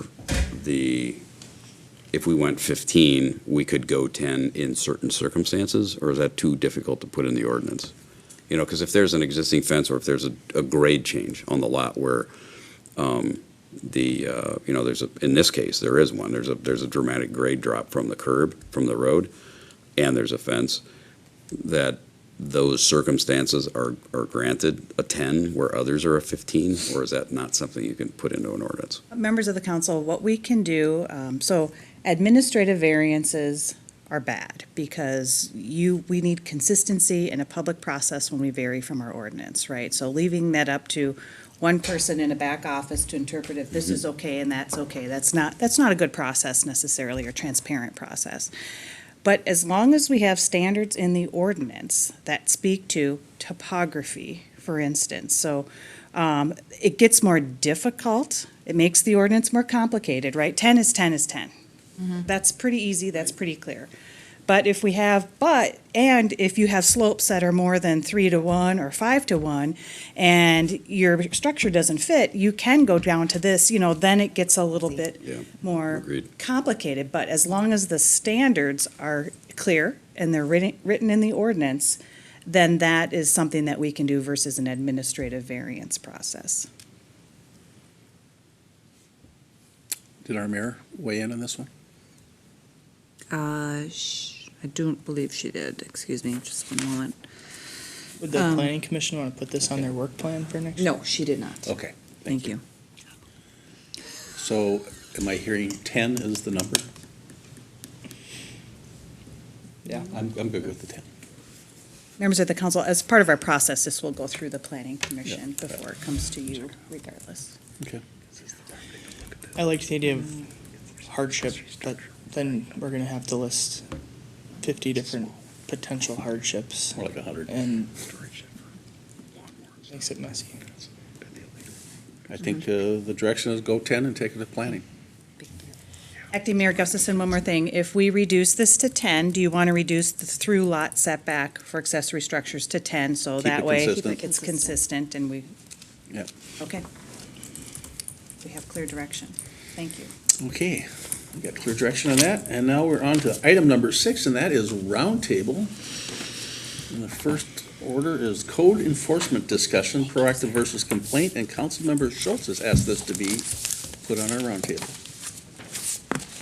Councilmember Schultz. Okay, so looking at how we handle code enforcement, and, we've taken this up in one way or another several times. But I think it's time for council to decide what is our policy on this. Because we've talked around that, we're not really wanting to do so much proactive, but we haven't set a clear policy, and so I do think it's time for us to give staff a clear direction. They only do what we tell them to do, so that's up to us on this. The reason why I bring this up is, how do we want our city to interact with our residents? And do we want our code enforcement to be actively driving around and seeking violations? And for that to be the way that we interact with our residents? Or do we want it where it's more of a complaint system, meaning you and your neighbor tried to work it out, you weren't able to work it out, it's impacting your quality of life, so now you're asking the city to help you out with this. And that's where we step in to help neighbors be good neighbors to one another. And my suggestion is that we go to a complaint-based method, so that we are stepping in when neighbors aren't able to just work it out amongst themselves. Then we can assist them with that and just be helpful in that way. So that is the discussion I would like to have.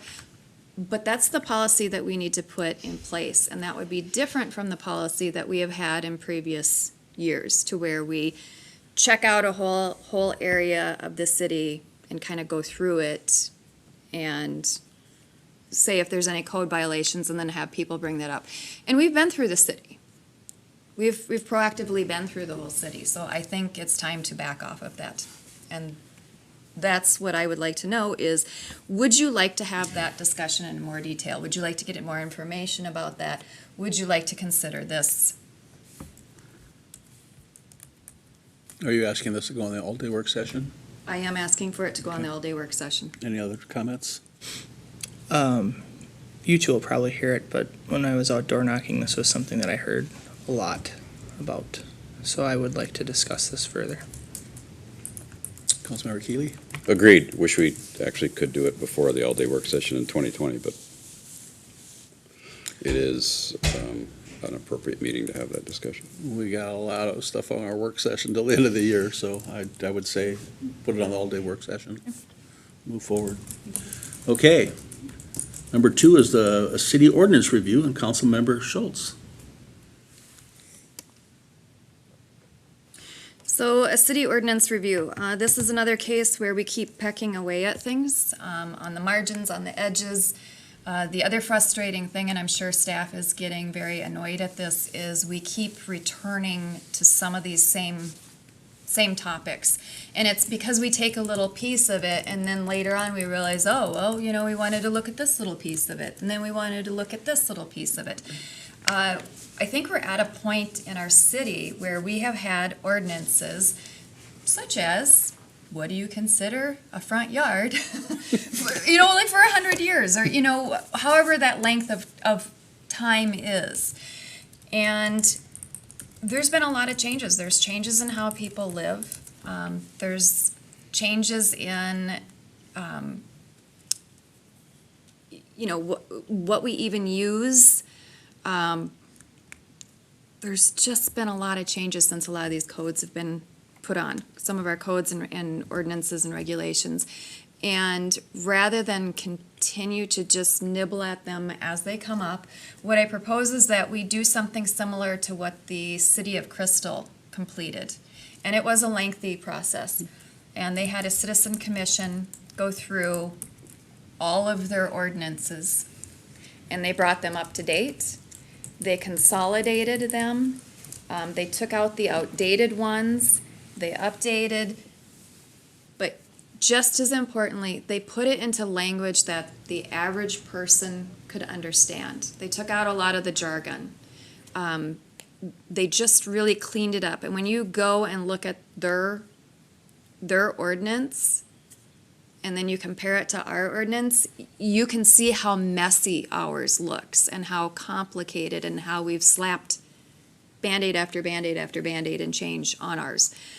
It is a lengthier process. And I know our city manager also spoke with Crystal about their process and what they went through, and if she could say a word or two about that, if that would be okay.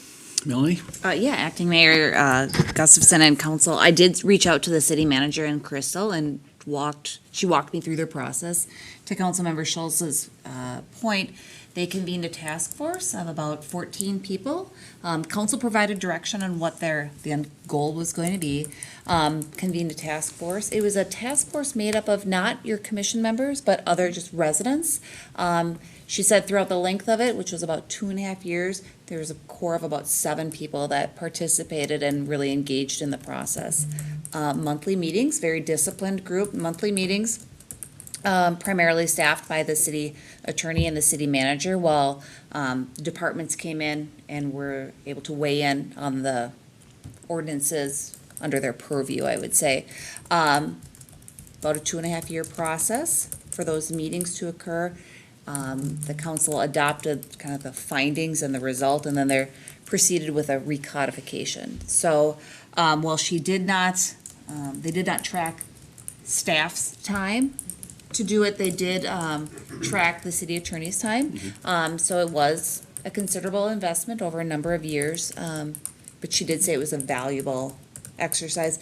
Did take a lot of time. So, you know, cautious about if this is an endeavor we want to pursue, which I think there's value to it, just understanding both the resources and time and investment that we would want to put behind it. I agree with Councilmember Schultz. Over the years, I often tell people, we don't know all their ordinances. The staff doesn't always know all their ordinances until you check into it. And it's usually when somebody comes to us with something, and we go, oh, you can't do that. And then we go, why? And so I think it would be helpful as a city to go through and with a group that aren't our commissioners, and I agree, it should be someone the people outside that group area that aren't the insiders, basically, and kind of go through all that and see what we can come up with, because I think it's very useful for us. You know, you were up in Duluth, all of us were together talking about how do we engage our citizens more, and how do we make the city hall more friendly and more inviting, that you want to show up at meetings. And I think that's one of the ways we can do that, is by getting our citizens and businesses involved, and really just going through all of our codes. And it's going to be a lengthy process, I know that, I mean, forever. So I would love to see us take on something like that. I think it'd be very helpful for us. I like the prospect of customer friendly.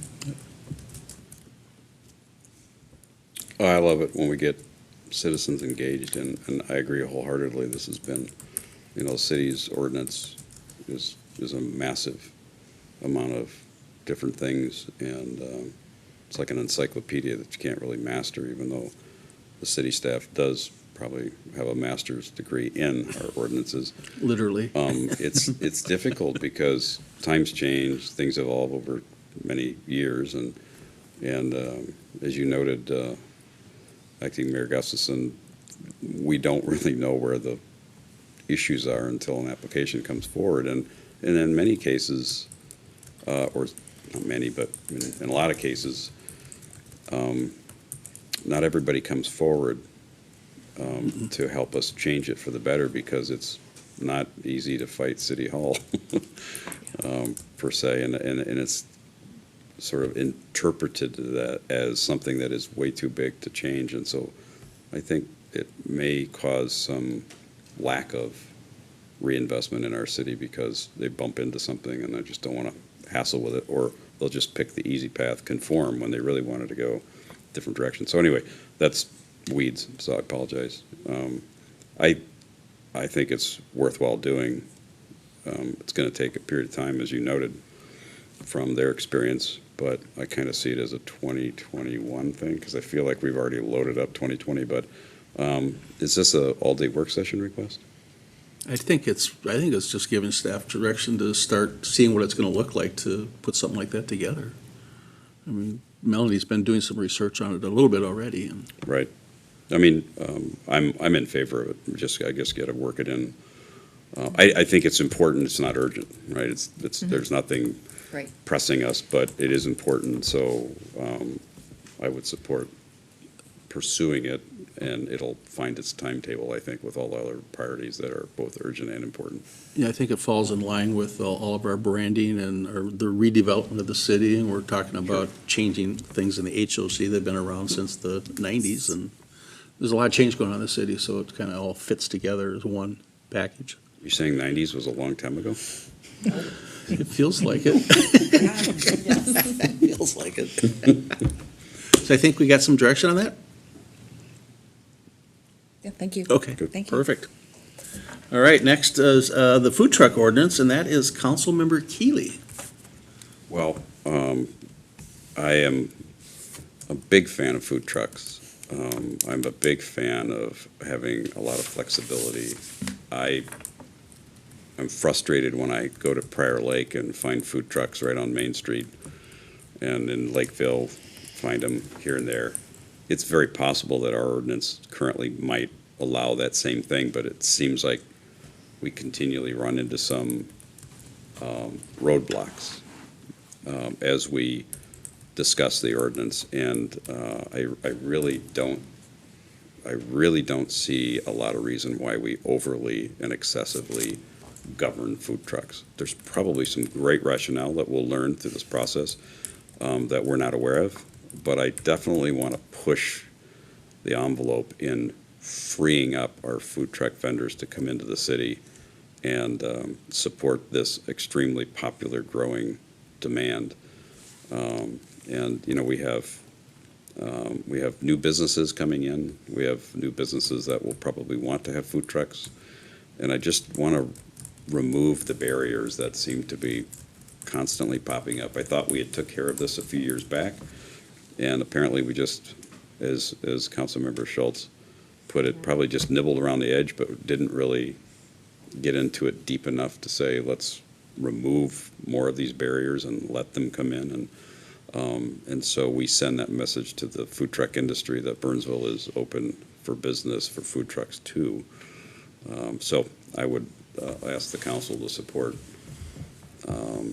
having staff look at this ordinance and bring it back, and let's do a round 2 on it, and maybe we can get it 100% across the finish line this time and have a more flexible ordinance for food trucks.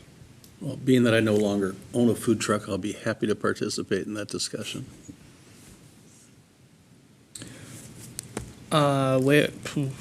Food trucks are kind of the new norm, so I don't see any reason to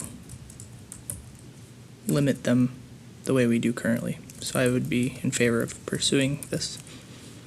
Councilmember Schultz? Okay, 2 thumbs up. All right. perfect. Yay. 2 thumbs up.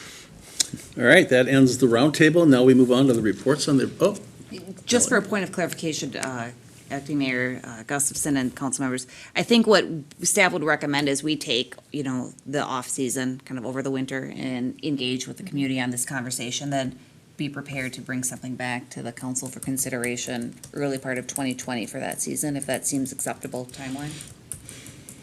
Just a question, is there an on and off, I know summer is naturally probably a much bigger season, but do food trucks operate year round? some food trucks do, but typically a lot of them by winter, they're closing down until Gotcha. Good. till springtime again. Well, I would concur. That's But I will add this, though, we've identified some things where somebody wants to put something in the city that may require a brew pub and want a food truck with it, that would delay that until we take it up next year. If a farmer's market in the heart of the city wanted to do something today with a food truck, that would delay that till next year. I mean, so we'd be pushing all that out till next year for any type of development that would require food trucks to come to our city. Yeah. And that's just a couple of examples I'm aware of. Yes. Councilmember Schultz? I don't see this as hugely urgent, but I also don't see it as that big of a deal. So my recommendation, if I could just wave my wand, would be that this is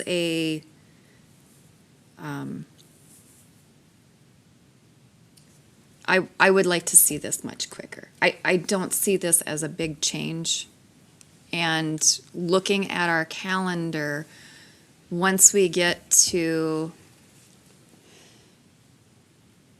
yes, we have budget and we have all that, like I know that's an overriding thing, but the rest of our fall and winter is not heavy on our calendar yet. So if it's a small thing and we can just knock it out, let's just knock it out. I would like to see the schedule sooner. I lean towards this is almost a just do it. We give a slight bit of direction and it's a just do it, but that's me. And Acting Mayor Gustafson and council, I'm not intending to say it needs to be a year-long process, don't get me wrong. I think we're in the middle of August. My suggestion was, let's give us a couple months to have some conversations with the community, pull it together, so everything is teed up in 2020 for us to roll it out, but not to have any undue delay. That wasn't my intent. It was just, we'll need a little bit of time to work through that. But I understand the council's desire on this, so we'll move forward. Vince? I understand the need to put it together. You probably won't have this starting in a week, but when you say communication with the community, what does that entail? Councilmember Workman and council, it would be my suggestion that we at least have a conversation with our restaurant community. Say, we're looking to make some changes to our food truck ordinance. Do you have any feedback that we want to be aware of? Now, if that's not a step that the council wants to pursue, streamlining the regulations would be very easy to do. So certainly if you have a thought on that, I'd welcome that and we can go from there. Well, besides the heart of the city, where else can't we have food trucks? I mean, I I see food trucks at businesses all over town, that's why. I think we have one area that I'm aware of, unless there's another one. Well, Acting Mayor Gustus and members of the council, my recollection is on our ordinance. We went through this, 10 years ago? Was it that long ago? Yeah, Yeah, it was probably in was. Wow. 08, 09, something like that. Yeah. And where we landed, you can have them in heart of the city. I think it's on 126th 126th. Street. They're identified that you can go there with a permit. They're also allowed in our parks with a park permit from the Parks Department. Certain parks. Where they allow them, I Yeah, think where they're yeah. set up. You can have them as part of a special event. You can also have them as part of an employee event. So we've got some large employers in town, so if they're having an event for their employees, they're allowed to have them there as well. But the way the ordinance is set up, like in the heart of the city as an example, which we found out about, that you can't bring a food truck in and have it on your private property and have people buy off of it, but you can everywhere else in town, as long as they're on private property. Councilmember Gustafson, the ordinance is set up so that they're, and this is how the council approved this after we went through the process a decade ago, there was concern, I think, over taking business away from existing businesses. And so to not allow them, they're specifically prohibited from being in areas that they would serve the general public, other than what I already told you. Out on the public streets, because there may not have been any restaurants there at the time, or the ones that were there were supportive of them, or certainly part of an employee event. They're brought in to not serve the public, no matter where that business would be located. So that was the concern, my recollection is from 10 years ago. Back when food trucks first came to light around here, it was a concern protecting the brick and mortar restaurants. Correct. Now a lot of the brick and mortar restaurants have their own food trucks as well, and they're out parking around other restaurants. So, I mean, I think that whole thing has gone away and over the years, because it is a societal thing, and we eat that way. I mean, all the time. So I don't know that going to the restaurants to get their permission to put in food trucks is necessarily the direction we need to go. I tend to agree. I would agree. I just forwarded an article on, from 2018, which of the U.S. cities are the most food truck friendly, and Minneapolis is on the list at 16th, but it's ranked very high, and it's ranked 78 out of 100. Denver's actually got a score of 100 for, so I think there's some information out there that we can learn from the best ranked cities, and hopefully we can shorten the duration of the staff required time to be able to get to where we're trying to get to. Thank you, appreciate Okay. that. That clear? Yep. Perfect. Okay, now we can go to our advisory boards. Councilmember Workman. We had a Metro Cities meeting this morning, and we discussed the new local option sales tax law that went into place. And that conversation turned to LGA funding, because the point of restricting local option was that the state would provide local aid to cities in lieu of local taxing authority. So it seems the conversation might now turn to looking at the formula and how that is decided. Since they're taking one away, then they should own what the reasoning was for taking it away in the first place. So that was interesting, and I mean, to be continued. Planning Commission, we had our new chair, Erica Henderson, start last night, and our new vice chair, Robert Timmerman. And they did a wonderful job, and I'd like to extend a congratulations to them. Fire muster is plugging away, and looks like everything's going smoothly. And that is all I have. Councilmember Keeley? Give me a second. You want to go to Councilmember Schultz? Councilmember Schultz? Mine actually meets Thursday, so I'll have a report for the next time. Now back to Councilmember Keeley. I did not buy you much time. No, that was quick. Want me to talk more? In light of the hour, I'm going to be brief. Good thing we're sitting.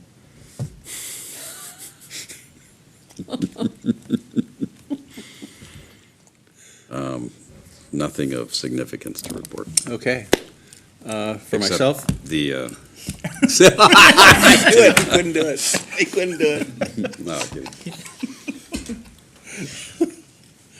The race? That was a Charlie Crichton move, by the way. Hug the race. Dakota Broadband meets tomorrow. I won't be able to be there, so our alternate will be there in my stead. On Thursday, we meet with the CVB, and our agenda items are our strategic plan and the bylaws for the CVB, so that will be, I'll be announcing that next month, what happens there. And a reminder to everybody that Art and All That Jazz is this weekend. And we got a lot of food trucks down there, which is good.